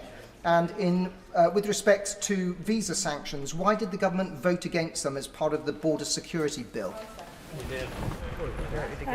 I would just say gently to the honourable gentleman, a voluntary removal is the outcome that actually we should be aiming for. Enforced removals cost more money, are more likely to actually result in a failed removal, especially if there is such disruption that the pilot in charge of the plane says that they won't take that individual, costing often much more money to the British taxpayer. So it is value for money actually to have voluntary removals wherever possible, but we will pursue all types of removals, voluntary as well as enforced, and deportations of foreign national offenders as well. And this is our track record in the last 18 months to have got those numbers up by 23% to a number of just over 48,000, doing better than the last 18 months of the Conservative government. And all I would say to him on the issue of visa sanctions, these were powers they acquired but did not use. Gill. Thank you, Madam Deputy Speaker. And can I commend my right honourable friend for the measures that she's introduced to tackle abuse of our asylum system and clamp down on those who are taking advantage of this country's generosity. The government's already closed 200 hotels since coming to power, but can the Home Secretary confirm that her department are actually expediting the measures that she has announced today so we can restore public confidence? I thank my honourable friend and also constituency neighbour for her question. I can assure her we are moving at pace on the exit of hotels. We've already made good progress, closing a number of hotels down from the peak that we inherited to just under 200 today. We will go further and faster on that, and it is why we are looking at large sites, including military sites, and there will be more announcements on that in due course. And on these wider proposals, some of these proposals require consultation, others others require legislation. I know that they were debated with real vigour in this House, but we will aim to pass these measures as quickly as possible, because I agree with her, we need to quickly transition to a better system that we can all have more confidence in, and introduce the safe and legal routes that are the viable alternative, the right alternative, and persuade people not to get on a dangerous boat in the north of France instead. Josh Babarinder. Madam Deputy Speaker, the Home Secretary has spoken a lot about contribution, but one of the most powerful forms of contribution to our country is getting a job and paying taxes, something that the Home Secretary will not allow people seeking asylum to do, despite the fact that in Denmark they can do that. She speaks about pull factors being an aversion to this, but a study by the University of Warwick, looking at 30 different studies of this, found that there was no long-term correlation between labour market access and destination choice. So will she review her decision not to offer people seeking asylum the right to work so that they can pay their own way in our country? I think, look, what I would say to the honourable gentleman is what I said in response to a question from his side earlier today. It would be a pull factor, because we already know that the ability to work in this country illegally is already a pull factor, and that is why we are clamping down on illegal working. It's why we've seen 11,000 raids, 8,000 arrests, and 1,000 people with no right to be in this country removed from this country. So it would be a pull factor. And what I would say to him also is, I have the misfortune of having to look through the TikTok accounts and the various other ways in which the organised immigration criminals actually advertise their packages for people to get on a boat in the Channel in the north of France. It's in all of those marketing materials as well, and we know from the intelligence that we gather as well, that is one of the pull factors. It's why we have to deal with it. Gurinder Singh Josan. Thank you, Madam Deputy Speaker, and I thank the Home Secretary for her statement, which I fully support. My constituency, like that of the Home Secretary, is incredibly diverse, with people originating in countries across the world, settled and contributing to our communities. One thing that people of all backgrounds detest, that they have in common, is that they absolutely detest the unfairness that the party opposite allowed to creep into asylum and immigration system. They also detest the demonising of their neighbours by people in reform. So does the Home Secretary agree with me that the choice is clear? A choice between chaos handed over by the party opposite of a system taken advantage of by those who can pay the people smugglers or a system of fair and safe legal routes for those who need them? Home Secretary. Thank my honourable friend. My own parents were migrants to this country in the late 60s and 70s. Migration is woven into the story of my own family and that of thousands of people that I represent in my constituency of Birmingham, Ladywood. And let me say to him, I agree, ethnic minority Brits are just like every other kind of Brit. We value fairness and contribution as well. That is why those principles sit underneath all of the policy announcements that I've made today. Carla Denyer. Madam Deputy Speaker, it isn't people seeking sanctuary that are tearing our country apart. It's toxic, racist narratives and the scapegoating of migrants and asylum seekers for what is nothing to do with them. The chronic housing crisis, the running down of public services are not caused by migrants. They are caused by political decisions and by the grotesque inequality in this country. Does the Secretary of State understand that attempting to out-reform reform is actually just boosting this baseless far-right narrative and will only deepen divisions when we urgently need leadership and hope instead? Let me tell her, I couldn't care less what any other political party has to say about these matters. I don't care what other politicians are saying on the television. I don't care what other activists are saying either. I care about the fact that I have an important job to do and I can see that there is a problem here that needs to be fixed. If it was possible to pretend there wasn't a problem because there wasn't one, I wouldn't be saying there is one. There is a genuine problem in this asylum system and we need someone to sort it out, not to pretend it doesn't exist, which I'm afraid is one of the things that fuels the division in the first place. My own constituents, since I have been Home Secretary, have been telling me directly of abuses in the visa system that they can see with the evidence of their own own eyes long before any officials in Whitehall have ever clocked onto those things. It is a moral responsibility when you see something broken to fix it and to make sure that the fact that it's broken is not fueling division in our country. And let me also say to her, it is Green Party politicians who are absolute hypocrites because they talk great language in here and then oppose asylum accommodation in their own constituencies. Speaker, can I first thank the Home Secretary for her statement? As a member of Bradford West, my constituency, I'm really proud of Bradford being a city of sanctuary. And the Home Secretary is aware I'm also a former foster parent to an Afghan refugee. My concern is that had somebody like my Afghan refugee, my foster son, come to this country and not had a parent and just had a sibling, with the reforming of Article 8 that the Home Secretary is suggesting, he would not be able to apply for just his only sibling to come over. And that would also apply to potentially a Ukrainian woman if we were to look at contributions who had young children, came to this country and couldn't contribute because of a trauma or she experienced. So will the Home Secretary meet with me when she's doing her consultation around the safe passage for refugees and asylum seekers? Home Secretary. Well, of course, I will always happily meet with my honourable friend. We made clear in the asylum policy statement that the routes for these measures do not apply to unaccompanied children and other vulnerable groups. We will be setting out our specific policies in relation to vulnerable groups, including unaccompanied children, separately. So these measures do not apply to them. She will know that the scheme for Ukrainians is a bespoke temporary scheme brought in by the party opposite when they were in government and supported not just by our party but across this House. So I would expect the rules of that scheme to apply in the normal way, but I will of course discuss with her the issues that she raises. Dr. Luke Evans.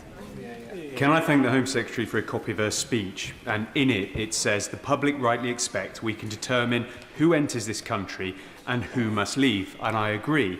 One thing that's missing, though, is verifying the people who come in. This side put forward the idea of age verification that many other countries have. Is that part of her plan? Would she consider putting it back in the plan so we know exactly who is coming in, that they are who they say they are? Home Secretary. Well, if he reads the asylum policy statement, he'll know that on age verification we are pursuing AI as a more effective and workable model, unlike that suggested by the party opposite, which was all about MRI scans and bones. We believe we have a much more effective way of ensuring age verification is available and that the methodology for it actually works. Sarah Russell. Thank you, Madam Deputy Speaker. Thank you to the Home Secretary for her statement. There is currently a loophole within employment law in the UK that it means that people who are self-employed are not subject to right-to-work checks. And that means that many people work illegally within the gig economy with no potential risk to their non-employer. Will the Home Secretary discuss how we can close that loophole while simultaneously ensuring that we do uphold rights for British workers, but also the rule of law and the remainder of our rights within the UK? Home Secretary. I really thank my honourable friend for her question. We are closing that loophole in the Borders Bill.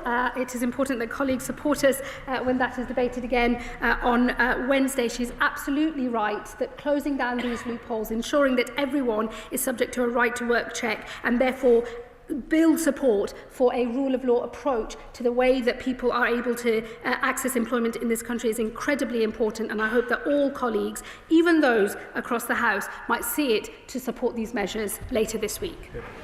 Jeremy Corbyn.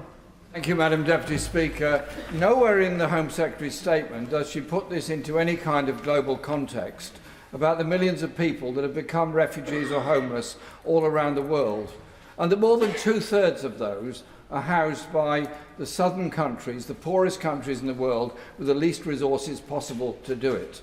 And what she's doing instead is putting in draconian measures against refugees trying to come to this country, failing to recognise that more than 6,000, for example, of those that crossed the Channel this year come from Afghanistan, a war-torn country that we helped to make into a war-torn country.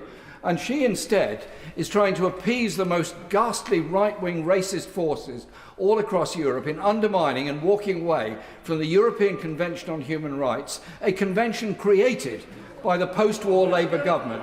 Does she not recognise history is going to be a harsh judge on this government for undermining the whole global humanitarian principles behind the ECHR and the Universal Declaration of Human Rights? Home Secretary. Well, not for the first time. I'm a little mystified as to what the honourable gentleman is talking about. He starts with the global context. I guess my start point is different to his because I start with our domestic context first. He ought to know that in this country there have already been bespoke schemes for the resettlement of people from Afghanistan. So perhaps he could, read up on those schemes. He should also have heard from what I said in my statement that we remain absolutely committed to offering sanctuary to those who are fleeing conflict abroad. We think that the best way to do that is not to encourage people to get on a boat in the Channel by paying thousands and thousands of pounds to people smugglers, who, by the way, it's not just smuggling that's a vile crime. Those individuals are involved in all sorts of other disgusting organised crime. They should not be in receipt of money from vulnerable people. I want to disincentivise people making that choice, and I want to incentivise people coming on safe and legal routes instead. And if he would actually read the asylum policy statement, he would know it's the policy position of this government to provide more safe and legal routes. Once he's done more reading, I'll be happy to answer more of his questions. Richard Bergen. Thank you, Madam Deputy Speaker. I do remember when the Prime Minister pledged an immigration system based upon compassion and dignity. Yet now, and it needs to be said, we've got an immigration minister tweeting deport, deport, deport. And now this policy announcement, which I'm afraid scrapes the bottom of the barrel.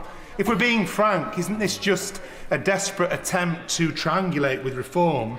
And like some of the other terrible policy errors that have been made in recent months, isn't it not only morally wrong, but another policy which is set to push away Labour voters? Why not recognise that now than in a few months and make a U-turn?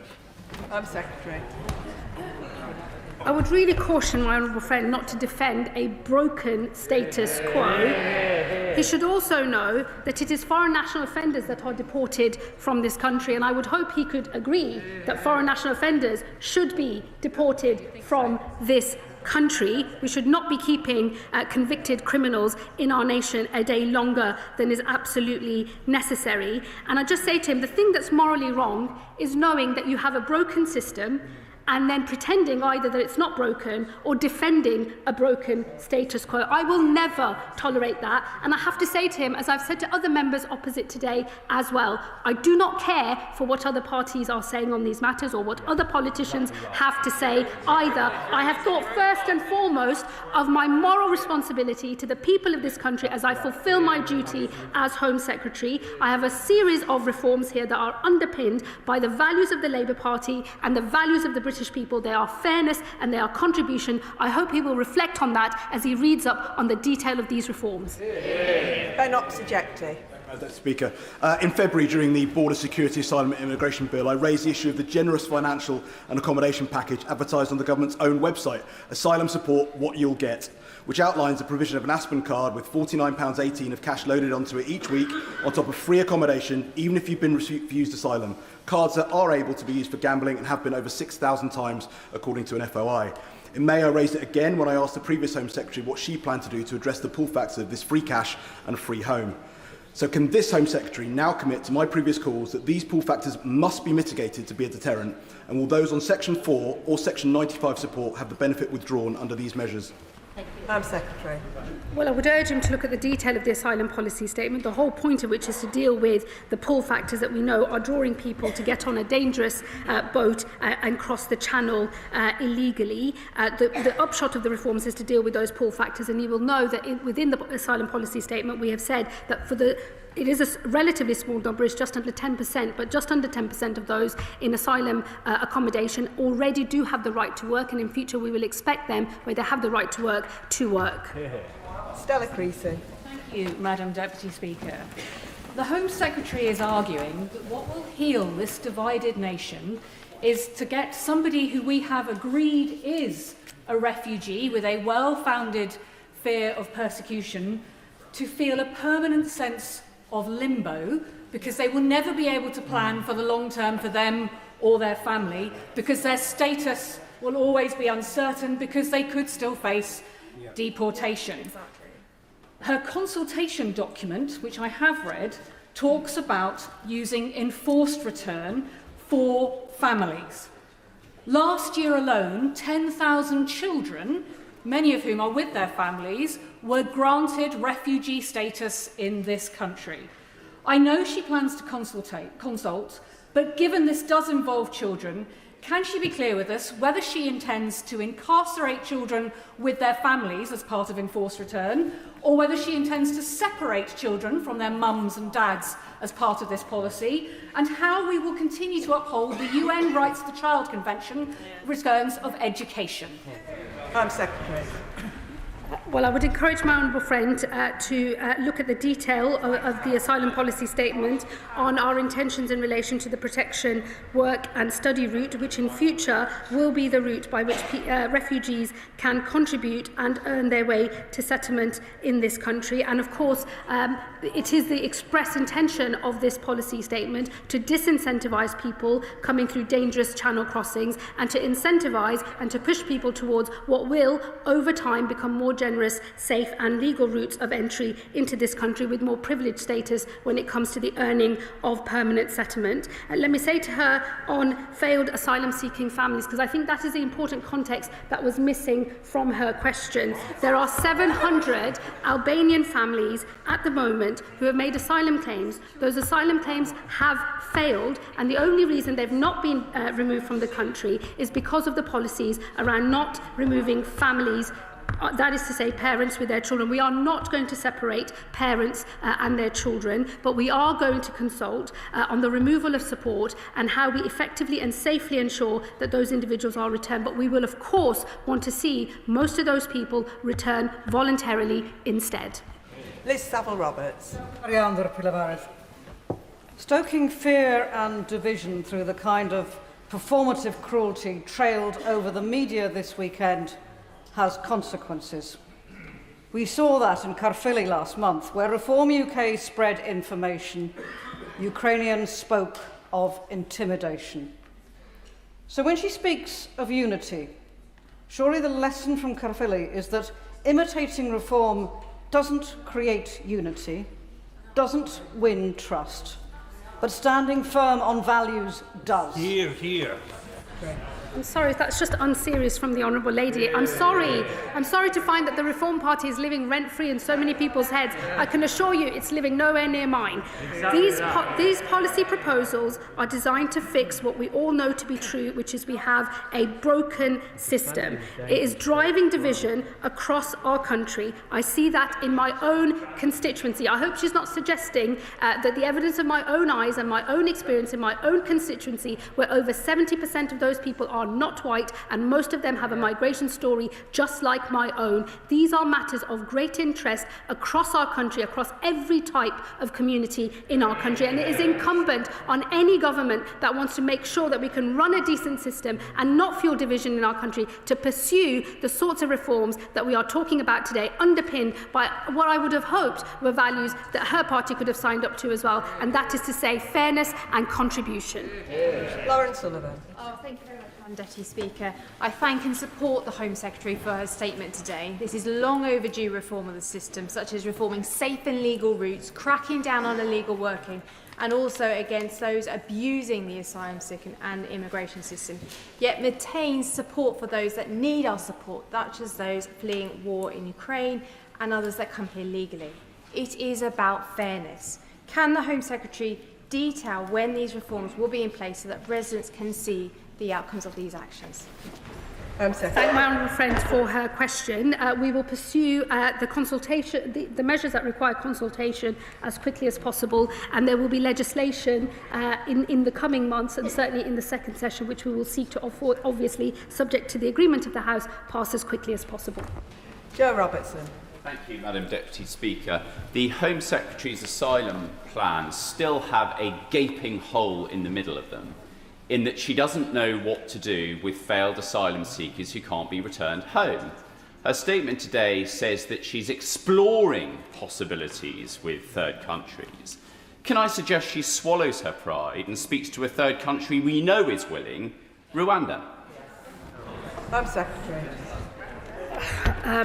Look, I do say to members opposite, they are going to have to ditch their addiction to Rwanda. It didn't work, and nobody in the country supported it. We are, as he well knows, and as members opposite well know, when you are negotiating with other countries about possible agreements, the one thing you do not do is publicise them before an agreement is reached. Rebecca Long-Bailey. The Home Secretary is aware that in absence of safe legal routes, the law forces the situation where a refugee has to set foot on UK soil to seek asylum, which has led to dangerous journeys and no checks or vetting taking place. Now, the Secretary's referenced sponsorship as the primary safe route. Could she clarify whether this is capable of being applied for from outside the UK? And what consideration has she made of recommendations by Safe Passage to implement a visa refugee scheme so that applications can be done from outside the UK, cases assessed, vetted and decided upon before a refugee embarks on a dangerous journey here? Home Secretary. Well, I thank my honourable friend for her question. The whole purpose of the new safe and legal routes is that those individuals are accepted as refugees before they enter into the United Kingdom. The point of that being is that they never then pay thousands of pounds to illegal smugglers along any sort of route that they might travel on. So it is in fact exactly as she says, you want to accept people as refugees before they set foot on UK soil, and then once they are here on that safe and legal route, they will access permanent settlement more quickly than any other route in this country. And it is a good thing that the government is seeking to incentivise people to come through safe and legal routes and not pay thousands and thousands of pounds to criminals along the way. Dr. Andrew Mirison. Thank you, Madam Deputy Speaker. It was a genuinely good statement as far as it went, from which we learnt that countries could be determined to be safe at some point in the future and refugees from them returned home. Can the Home Secretary say what her criteria for safety would be? Which countries does she have in her sights? Would it, for example, include a Council of Europe and NATO member, ECHR signatory and EU candidate Turkey? Home Secretary.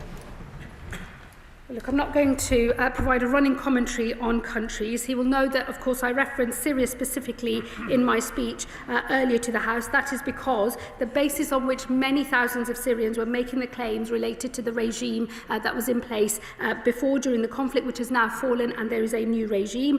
We have already made a small number of voluntary returns to Syria. Other countries are exploring enforced returns to Syria, given the change in circumstances there. We will, of course, look at the same as well. We will, in the normal run of things, when it comes to considering whether a country is safe for a person or not, keep those matters under review, as I know he would expect us to do. Olivia Blair. Thank you, Madam Deputy Speaker. Yes, we have a broken system, but does the Home Secretary really believe that having to flee violence, war and persecution means you have won a golden ticket if you are lucky enough to get refugee status here? Does she understand that such rhetoric is deeply offensive and feeds division? Does she accept shutting down routes for settlement will damage integration in our communities and will only strengthen reform, not beat them? And wouldn't a better way of measuring contribution be allowing people to work and pay taxes? Secretary. Well, I would gently point out to her that we have a large number of failed asylum seekers, that is to say people whose claims have not succeeded and who do not have the right to be in this country still here, despite their home country being safe. Many of the people who claim asylum in this country have passed through multiple safe countries across Europe before they end up in the north of France. And we've seen claims go down in Europe and increase here in the UK. And I would just encourage her to remember that we are opening safe and legal routes. The whole point of these reforms is to disincentivise the journeys that lead to criminals earning a lot of money and people being in the north of France, and to move to a system where we have safe legal routes. We've accepted people as refugees before they set foot on UK soil, so that when they come here they can earn and contribute and be fully integrated through models like community sponsorship, which we know work. Martin Wrigley. Thank you, Madam Deputy Speaker. May I thank the Home Secretary for sharing her experiences earlier and thoroughly condemn that sort of behaviour she described against her. It's unacceptable in any case. The Secretary of State has described rapid decisions on appeals. Does she also believe, as I do, that rapid decision-making on the initial application of asylum seekers should be promoted and highlighted? And would she consider putting a timed target, a timescale target, for decision in a matter of weeks and not years in place with her department? And her remarks on Ukrainian guests over the weekend. She described them going home when peace broke out. May I remind her that peace will not mean safety? Please can she assure the House that a more considered and considerate response may be found? And will she meet with me and Ukrainian guests to resolve that issue? Well, let me just say to him on Ukraine, a point that I think was not understood fully by those that were questioning me at the weekend. It is a bespoke scheme created only for Ukrainians with its own rules. It's not subject to what we have set out in the asylum policy statement, because he will know, as is the position in relation to our discussions with the Ukrainian government, these individuals are welcome in our country so that we can keep them safe. They're not classed as refugees because they're here temporarily on that scheme. We will always uphold our obligations under that scheme. We supported it in opposition as well. He's right on the point about rapid decisions. It's important that decisions made at first instance, but also through an appeals process, are of high quality. That is one of the ways that we have to make sure that they don't get constantly appealed. But our current system means that even though we've made huge progress on decreasing the backlog on initial decisions, the appeals backlog has grown. And over time, as people sit in the appeals queue, more rights are accrued. And unlike any other type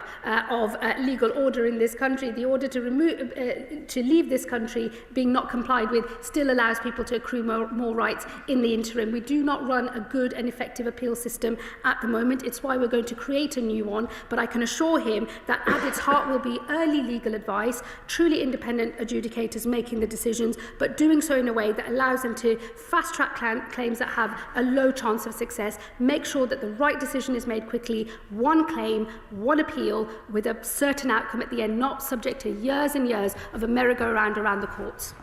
And before I call the next member, can I just ask, make a plea that we keep questions and answers concise? Luke Akehurst.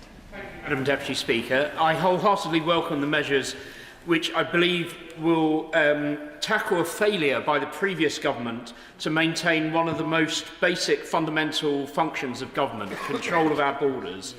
My constituents in North Durham are worried and they're angry about the proliferation of HMOs to house asylum seekers locally in towns and villages which already have significant social and economic problems. Will these measures lead to lower demand from the Home Office for this type of housing for asylum seekers and the return of these HMOs over time to use as family homes for local people who need affordable housing? Home Secretary. Well, I can say that the totality of the reforms we believe will lead to less pressure on accommodation. So I think the short answer to his question on HMOs is yes, but I do recognise the problems that he notes, because HMOs are a big problem in my own constituency too. Lewis Cocking. Thank you, Madam Deputy Speaker, and I really do thank the Home Secretary for her statement. Broadly, this is a tiny step in the right direction, but does not go far enough. So, Madam Deputy Speaker, to truly show the Home Secretary is listening to the British people, does she agree with me that if you enter this country illegally, you should never be allowed to stay? Secretary. We will always abide by our obligations under the Refugee Convention, and we do believe in offering sanctuary, but we make no apology for the fact that those who enter illegally by crossing through the Channel will have a longer path to settlement. We are deliberately incentivising other safe and legal routes into the country to show that that is the proper way to seek sanctuary in this country, not pay criminals a lot of money and put your own life at risk. John MacDonald. When we introduce new legislation and new procedures, it's important we can calculate the implications and where it could lead us to. Like my old friend for Vauxhall, I work with, and have done for decades, to be frank, with asylum families, and in particular the children. And what I find is the children are extremely traumatised. And what we try to do to them is give them security and peace of mind for the family.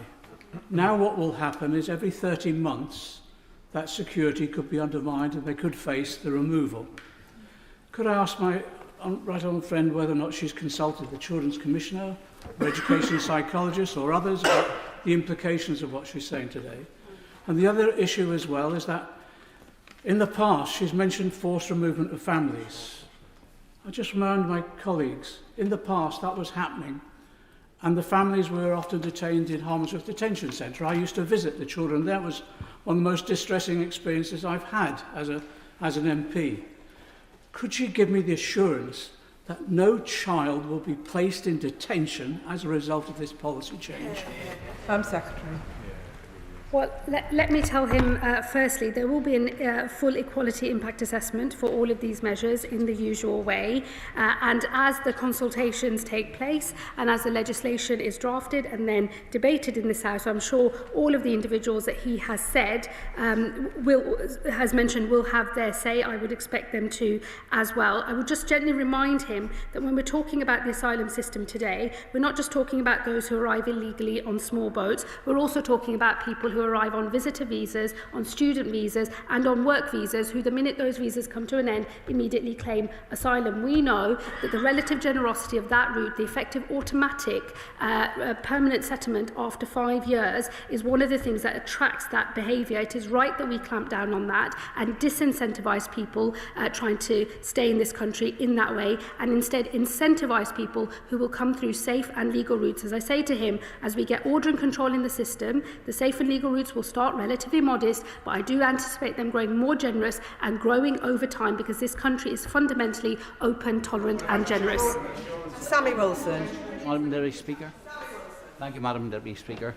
Can I welcome the honest and realistic assessment which the Secretary of State has made today in relation to the broken asylum system and also the division which immigration is causing across the United Kingdom.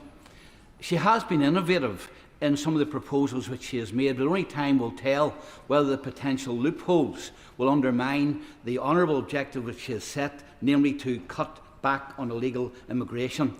In my view, the only way of doing that is to make sure that people who enter this country breaking the law get returned immediately. But on the issue of the ECHR and its the expanded interpretation, can she give us an assurance that whatever changes she makes in that will apply fully to Northern Ireland, where unfortunately the previous government embedded the ECHR in the Windsor framework and has proven already to be a means of undermining immigration policy? Secretary. Well, I can assure him that the Minister for Immigration has met with his counterparts in the devolved administrations, and we will keep all of those conversations going, because this is a reserved matter rather than a devolved one. And Madam Deputy Speaker, can I just say, in case the microphone did not pick up my answer to my honourable friend on the detention of children, I can give him that assurance that he sought in his question. Rachel Maskell. Thank you, Madam Deputy Speaker. I do urge caution. We're in this predicament because the very people who championed Brexit failed to warn of the consequences of leaving the Dublin Agreement. Since the EU has moved on and will introduce its asylum and migration management regulations next summer. Instead of creating insecurity, what discussions has the Home Secretary had with the EU as to how we can explore how we work with the regulations to protect our human rights and responsibilities through this progressive and pragmatic approach? Madam Secretary.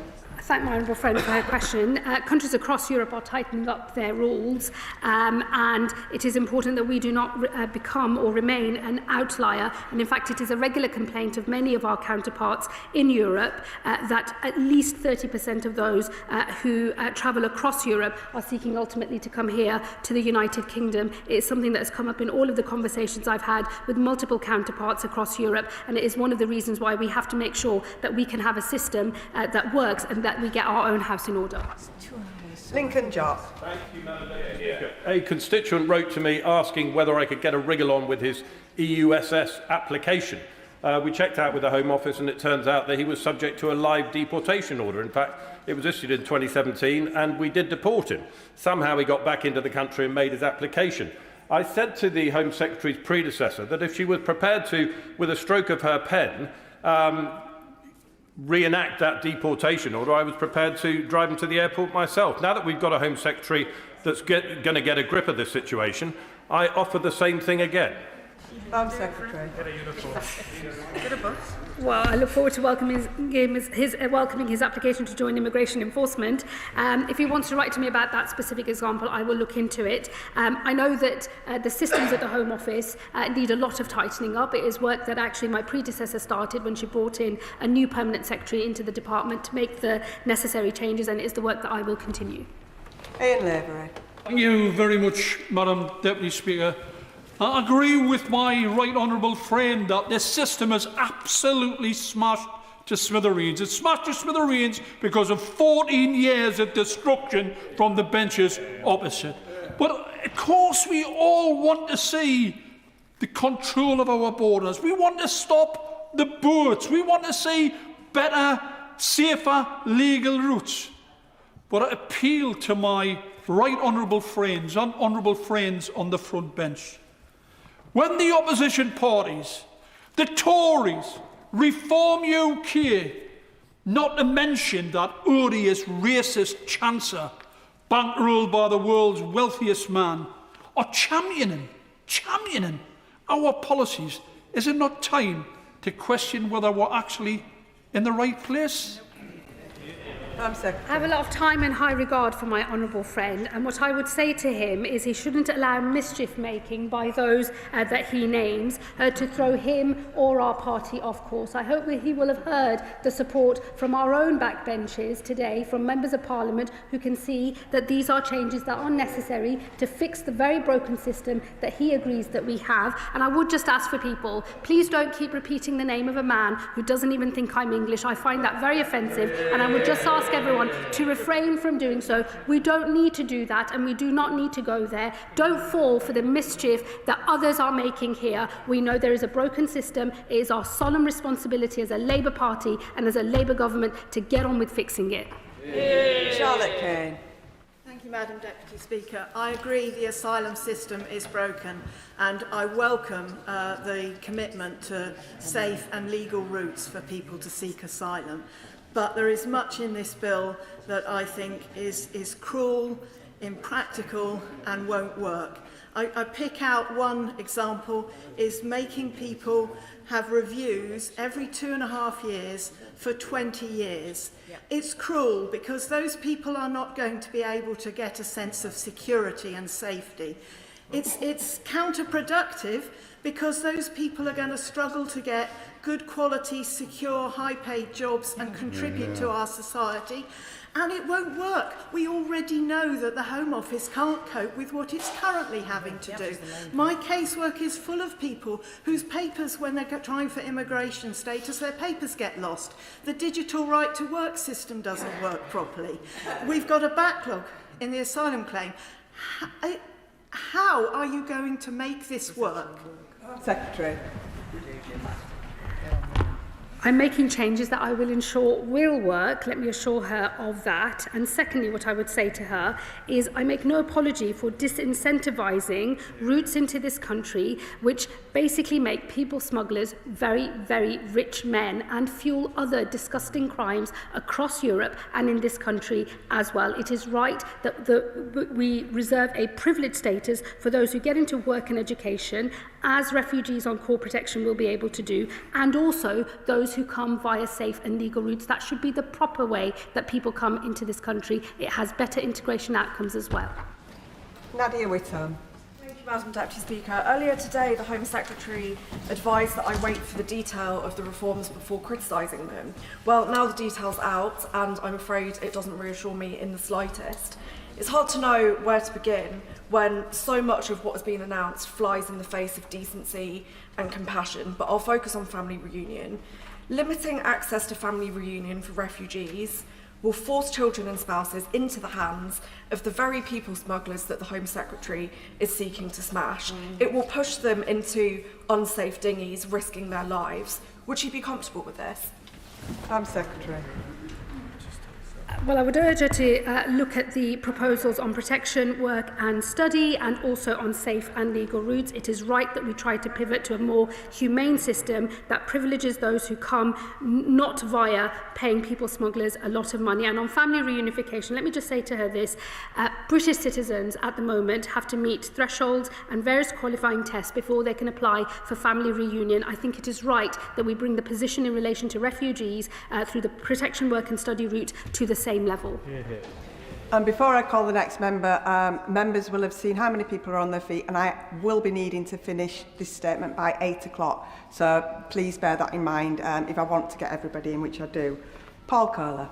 Thank you, Madam Deputy Speaker. I welcome a sizable amount of what the Home Secretary has said today and is trying to do.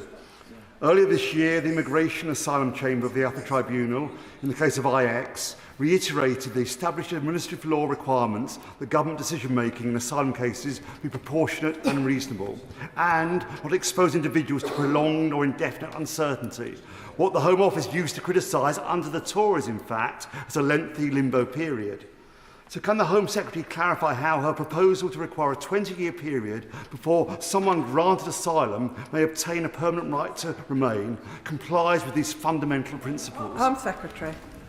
I do believe it does comply with those principles. At the moment, at the end of the 5 years, there is already supposed to be a safe country review. We will bring that forward and we will make the safe country review a real thing. But as I've said to him and other members, we will also create alongside the core protection route, the protection, work and study route as well, because we want to encourage people to make a contribution to this country. Emma Foodie. Thank you, Madam Deputy Speaker. In a previous life, I was a 999 call taker with the ambulance service and had the awful experience of answering a call to a distraught family desperate for help. But I couldn't help them. I couldn't help them save their loved one. And why? Because they couldn't understand the life-saving instructions which I was trying to give them over the phone due to the language barrier. Does the Home Secretary agree with me that there is nothing progressive about defending a status quo where vulnerable people are unable to access emergency services due to an inability to speak our language? Home Secretary. My honourable friend is absolutely right, and I endorse every word that she just said. Robin Swan. Thank you very much, Madam Deputy Speaker. The Common Travel Area allows movement across the UK, Northern Ireland and the Republic of Ireland. It's been reported in the Irish media that a UK Home Office official briefed the Irish Department of Justice last Thursday in regards to what the Home Secretary was bringing forward. Can I ask her, what's the Irish Government's response to her proposals? Home Secretary. I'm afraid I don't recognise the briefing that he refers to. Clive Efford. Madam Deputy Speaker, I can recall a predecessor of my right honourable friend who described the Home Office as not being fit for purpose, and I've never known a time when there wasn't a backlog of cases with the Home Office. And this set of proposals is going to require people's cases to be reviewed every 30 months. Is that a realistic aim? And is she clear that she can make the Home Office fit for the purpose she set out today? Home Secretary. Well, we're already supposed to do safe country reviews and we will ensure that they are done every 2.5 years. We will also ensure that wherever possible, refugees move into the protection, work and study route instead. And I just say to him, I recognise the phrase not fit for purpose. I've been very clear that I don't think the Home Office is fit for purpose yet. There is new management at the Home Office. They're getting on with making the changes that are necessary, and I will ensure it is both fit for purpose and able to enact the reforms that I've set out today. Lara Sultana. Thank you, Madam Deputy Speaker. Sivanandan warned, and I quote, "What Enoch Powell says today, the Conservatives say tomorrow, and Labour legislates the day after. Seizing valuables belonging to asylum seekers, making refugees wait 20 years before they can apply to settle permanently, and deporting entire families, including children, who have built new lives here because their country of origin is deemed safe. These measures are straight out of the fascist playbook." The Home Secretary has described herself as a child of immigrants, so I ask her, is she proud to introduce measures that punish and persecute desperate and vulnerable people seeking sanctuary? And how does it feel to kick away the ladder and be praised by fascist Tommy Robinson? And I must add, he has a... Order, Home Secretary. Home Secretary. Order, Home Secretary.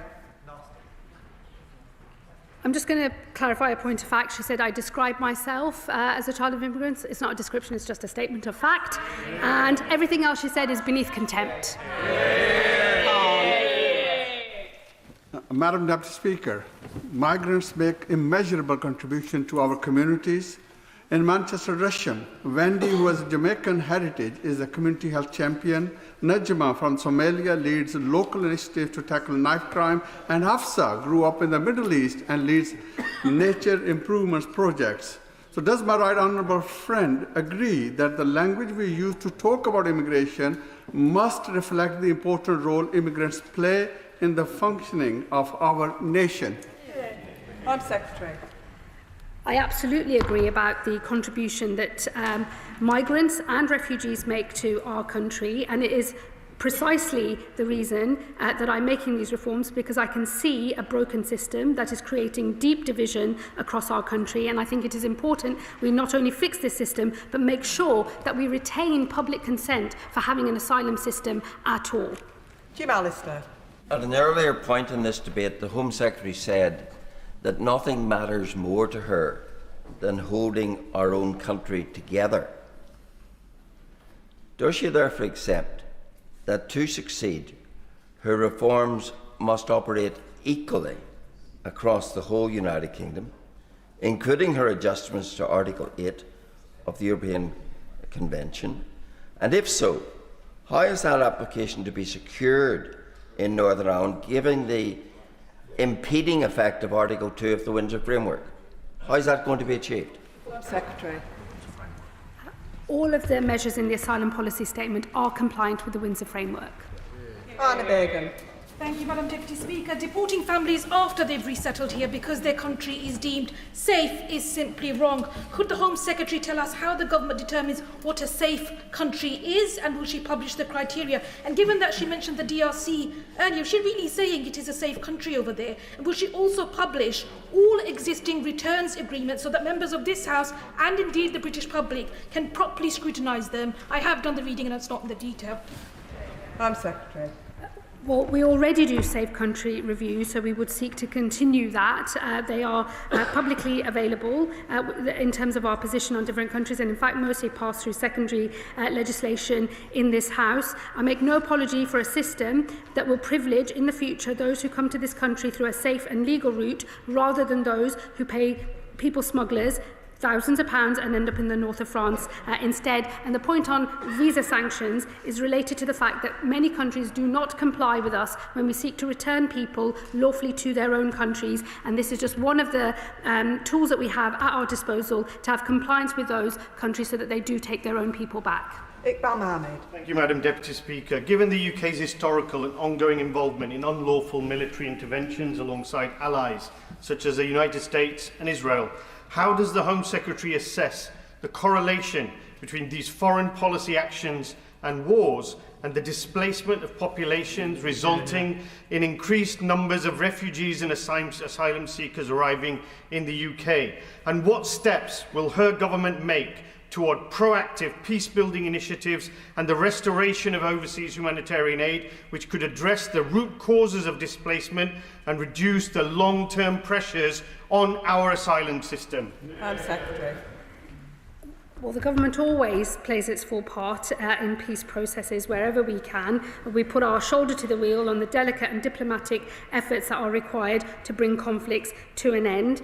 But that is not actually what is relevant for what we're discussing today. We have a broken system today. We have thousands of people stuck in the system today, and we have thousands of people coming on boats through the north of France through reasons that are nothing to do with the British government, but we still fulfil our international obligations, and we will do so going forward as well. But I make no apology for wanting to move to a system where we incentivise safe and legal routes instead. Paulette Hamilton. Thank you, Madam Deputy Speaker. I agree with the government that we desperately need to tackle the issue of illegal migration. I hear this at the doors and see it in my mail each week in Birmingham, Erdington. Can the Home Secretary tell us how, after these proposed changes come into force, how quickly will the government ensure that safe legal routes are in place, because this will be the key to stopping the boats? And also, how will the government deal with the issue of those that have claimed that they are minors, but they're clearly not, and that is another massive issue. Thank you, Madam Deputy Secretary. I thank my honourable friend. We are moving to a system of age verification based on AI modelling, which we believe is effective in actually being able to verify someone's true age. So we are moving on that. And let me assure her, we will move to legislate on these, consult and then legislate on these measures as quickly as possible. I am seized of the need to move quickly to restore public confidence. And as we get order and control into the system, we will start opening up the safe and legal routes. They will be modest to begin with, but they will grow and be more generous over time as we restore order and control. Sarah Perchin. Thank you, Madam Deputy Speaker. The Daresbury Asylum Hotel in Runcorn has been emptied thanks to my by-election campaign. But what assurances can the Secretary of State give my constituents of Runcorn and Helsby that the many HMOs in Runcorn will be emptied of illegal migrants and criminals under her government, and that they will be deported without delay, never to be allowed legal entry into the UK?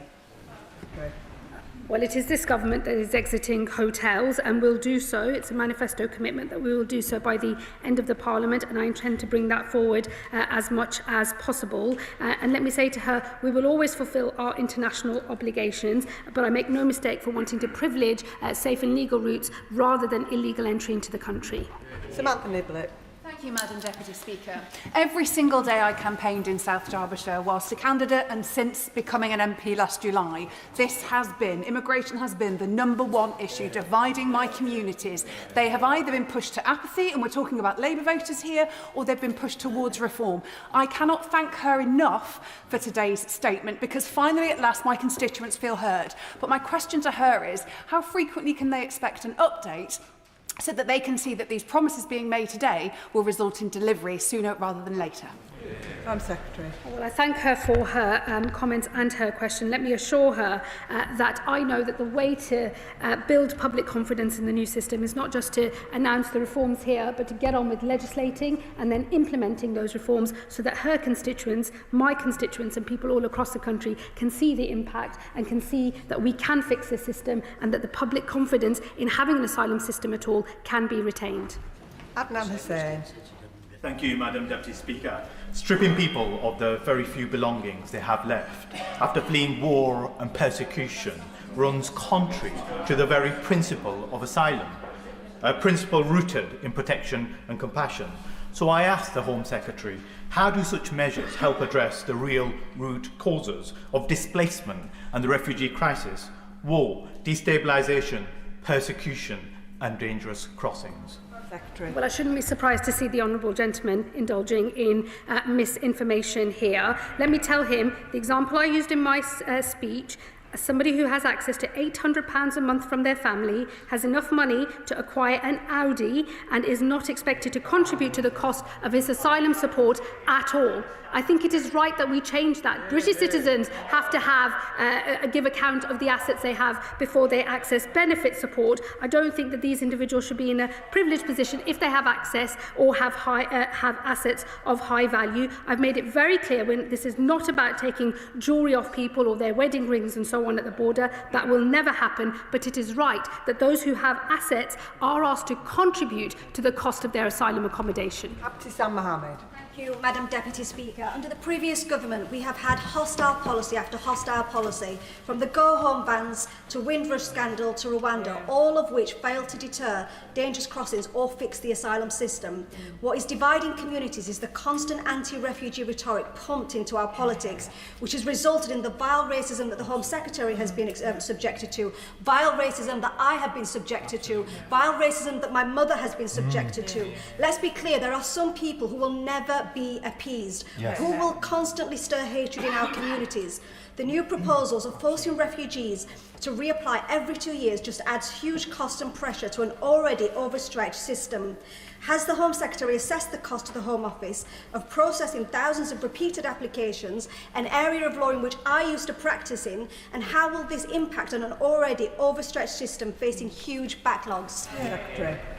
Well, let me tell her, what I think is dividing our country and communities all over our country is an unfair, out-of-control system that's putting pressure on communities across the whole of the nation, and it is incumbent on me as a Home Secretary and on this government to fix that system and to retain public consent for having an asylum system at all. And it is also my job to make sure that we have the administration capacity and the funding to enact these reforms, which we will. Gareth Snell. Thank you very much, Madam Deputy Speaker. If you look at a heat map of where asylum dispersals take place, it tends to be inner city London and then the towns and the cities of the Midlands and the North West that least have the resources to help them. And thankfully, in Stoke-on-Trent, we've got organisations like our CAB and ASHA who are doing what they can. So can I ask the Secretary of State, when she is looking at this policy in the round, as she will do, can she look at that dispersal mechanism to make sure that everyone is taking the support that they should do? And could I also go on the point around the national referral mechanism for modern slavery? It is one of the most difficult pieces to access if you are somebody who has been trafficked into this country. You need to be put in by a national first responder through a third party. Can she set out a little bit about what her changes are going to be and give an assurance that those national first responders won't be removed from that process, because they do a very good job in vetting people before they get access? I thank my friend for his two questions. Let me assure him that we already run a dispersal model which is designed to ensure that the burden is spread out across the country, and we will carry on doing so. And on modern slavery legislation, we've already consulted. That consultation has closed, and I will be looking carefully at the responses that we have. This is a very well-intentioned, much-needed piece of legislation. I do believe that it's important that we crack down on modern slavery in our country, but it is being used to frustrate legitimate removal of people from this country. I saw that just within the first few days as Home Secretary, where I had to change policy very quickly to prevent people thwarting their referral, their removal to France under the one-in, one-out deal. That is what I have in mind, and those are the changes that we will make. Colin Naismith.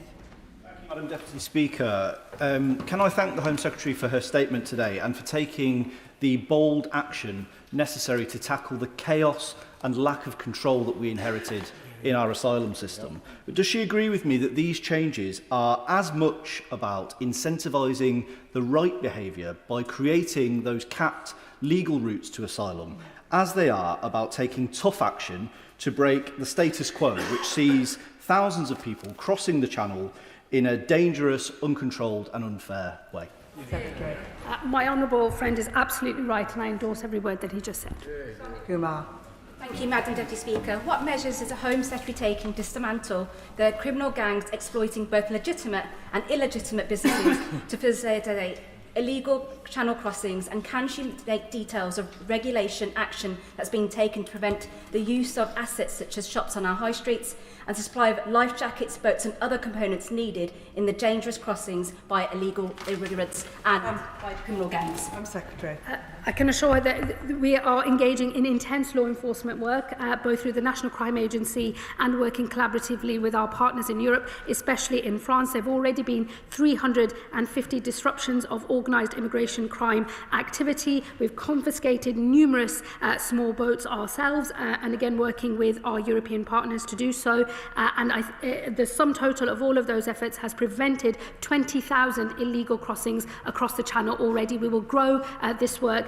We know it is a very important part of the picture for how we deal with the problem of small boats. David Williams. Thank you, Madam Deputy Speaker. This is about fairness. My constituents across Stoke-on-Trent North and Kidsgrove are good, kind and compassionate people. We've got a proud tradition of supporting those who need our help the most, yet they know, like we all do, that the current immigration system is broken. Does the Secretary of State agree with me that, unlike the previous government, who were more concerned about campaigning on the matter, we must take action to bring back that fundamental value, our British value of fairness, so that we can resolve those issues at our borders?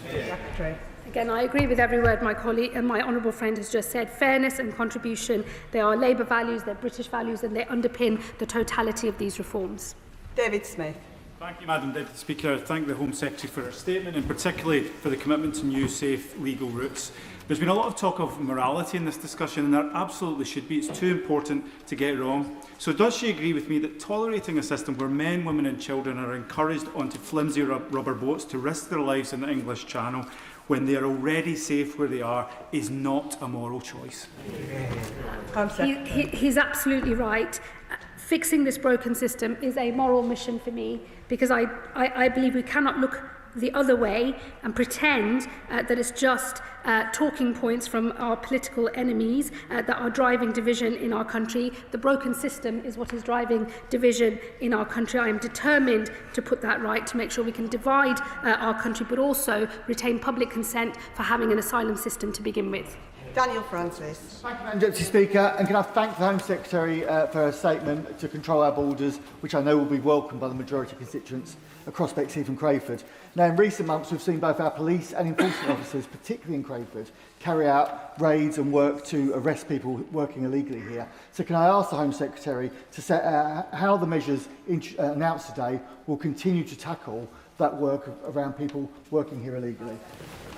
Well, cracking down on illegal working is absolutely crucial to all of these reforms, and to make sure that we can retain public consent for not just our asylum system, but for our legal migration system as well. We've already seen a record number of raids, over 11,000 since this government took office, leading to 8,000 arrests and over 1,000 removals of those with no right to be in this country. We will build on all of that work. Charlotte Nichols. Thank you, Madam Deputy Speaker. Warrington has one of the largest communities of Hong Kongers in the country, many of whom I met with over this weekend, where they reiterated their profound concern that the BNO 5+1 scheme is at risk as a result of the government's wider agenda on tackling issues in the asylum and immigration system.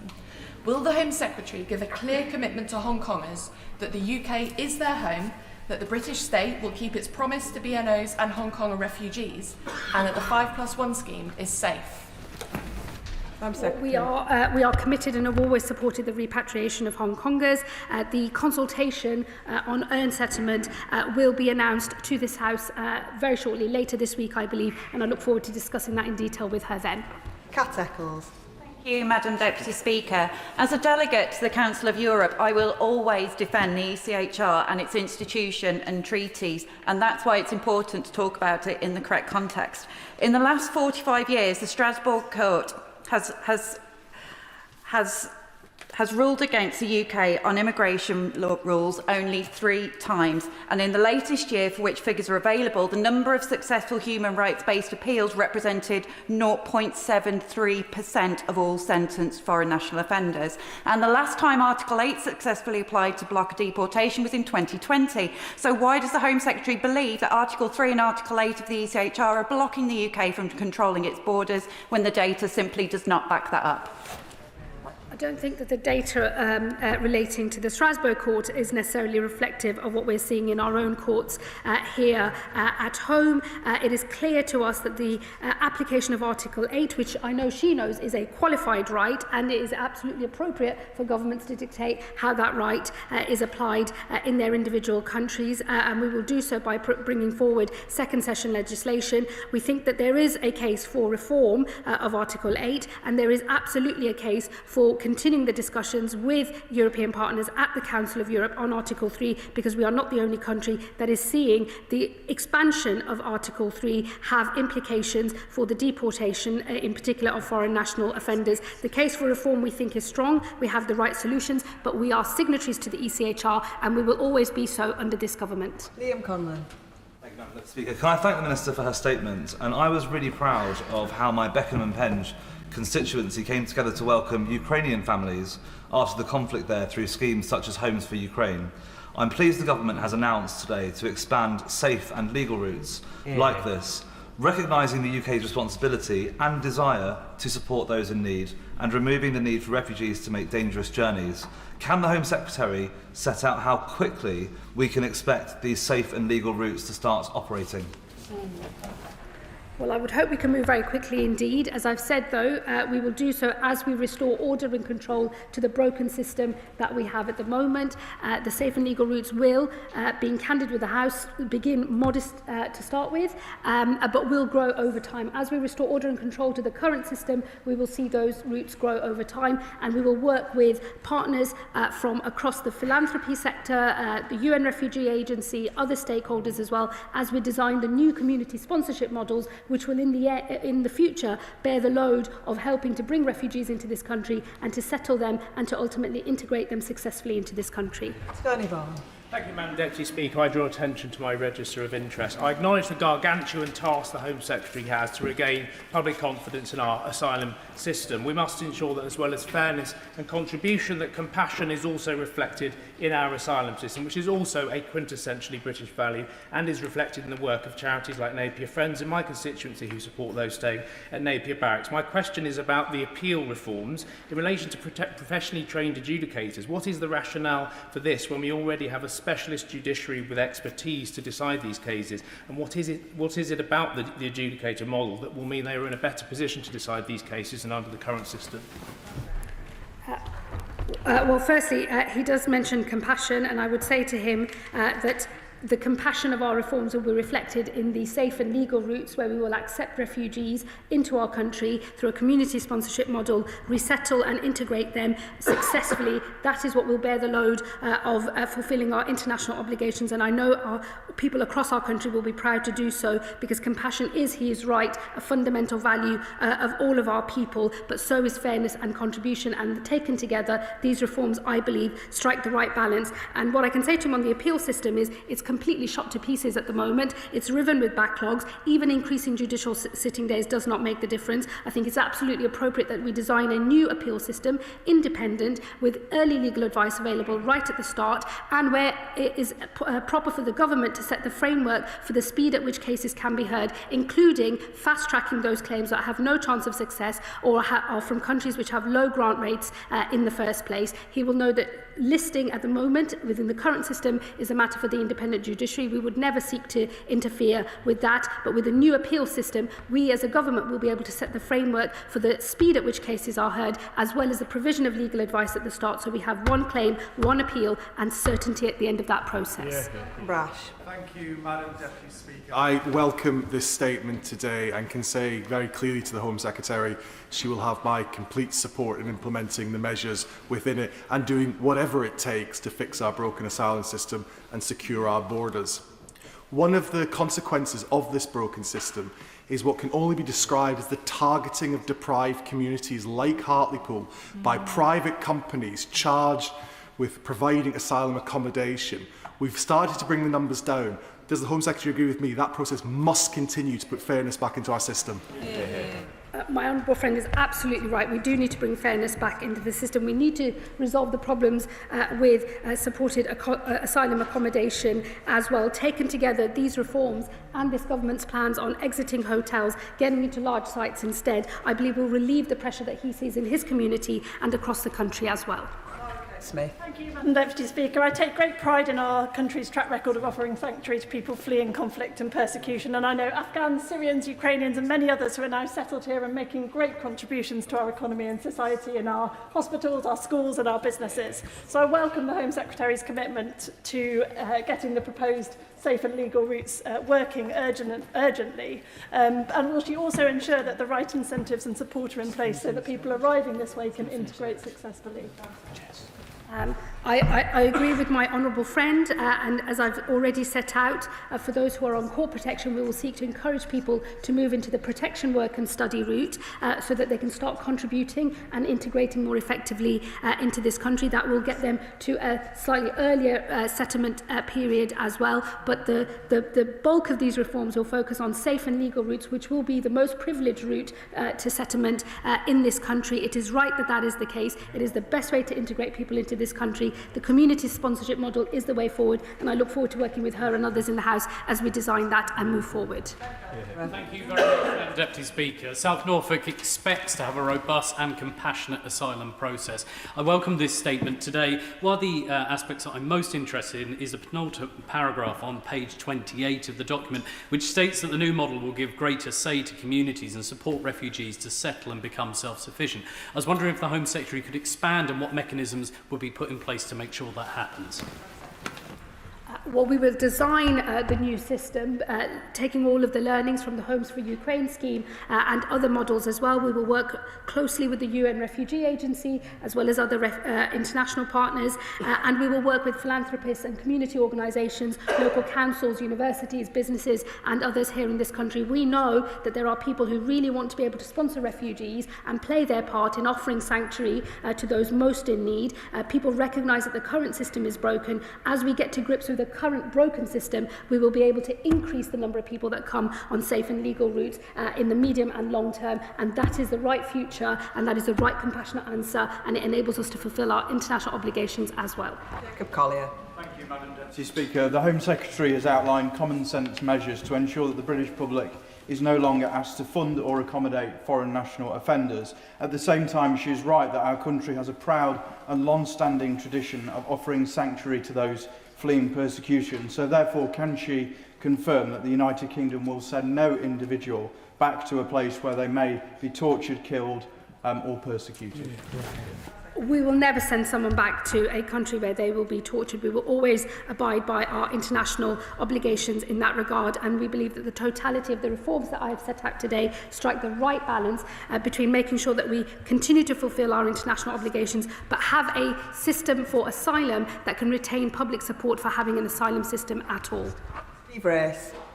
Deputy Speaker, Exeter is a proud city of sanctuary, and we've welcomed communities of Hong Kongers, Ukrainians and Afghans over recent years. So many of my residents will be very pleased and welcome this re-establishment of safe and legal routes for refugees, which were long forgotten by the party opposite.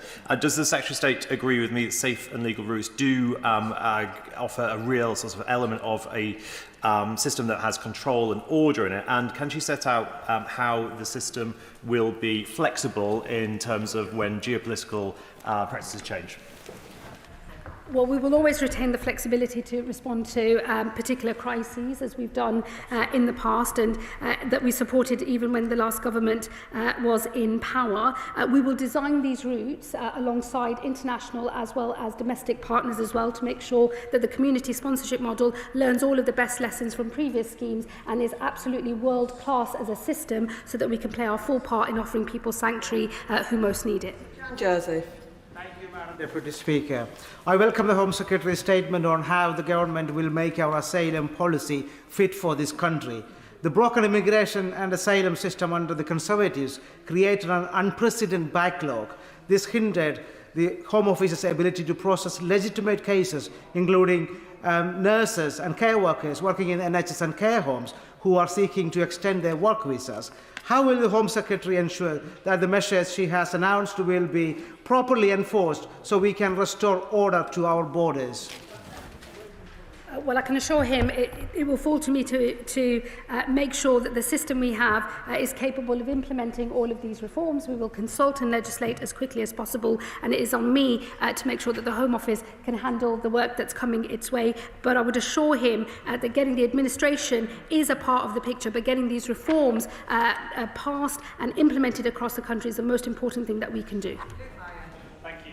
Deputy Speaker, the measures that the Home Secretary has set out to restore order and fairness will be very welcome in Middlesbrough South and East Cleveland, but the overriding sentiment will be a feeling that we will believe it when we see it. I'm afraid trust is so low after years of broken promises, and so what assurances can the Home Secretary give that she will not only talk the talk but also walk the walk as well?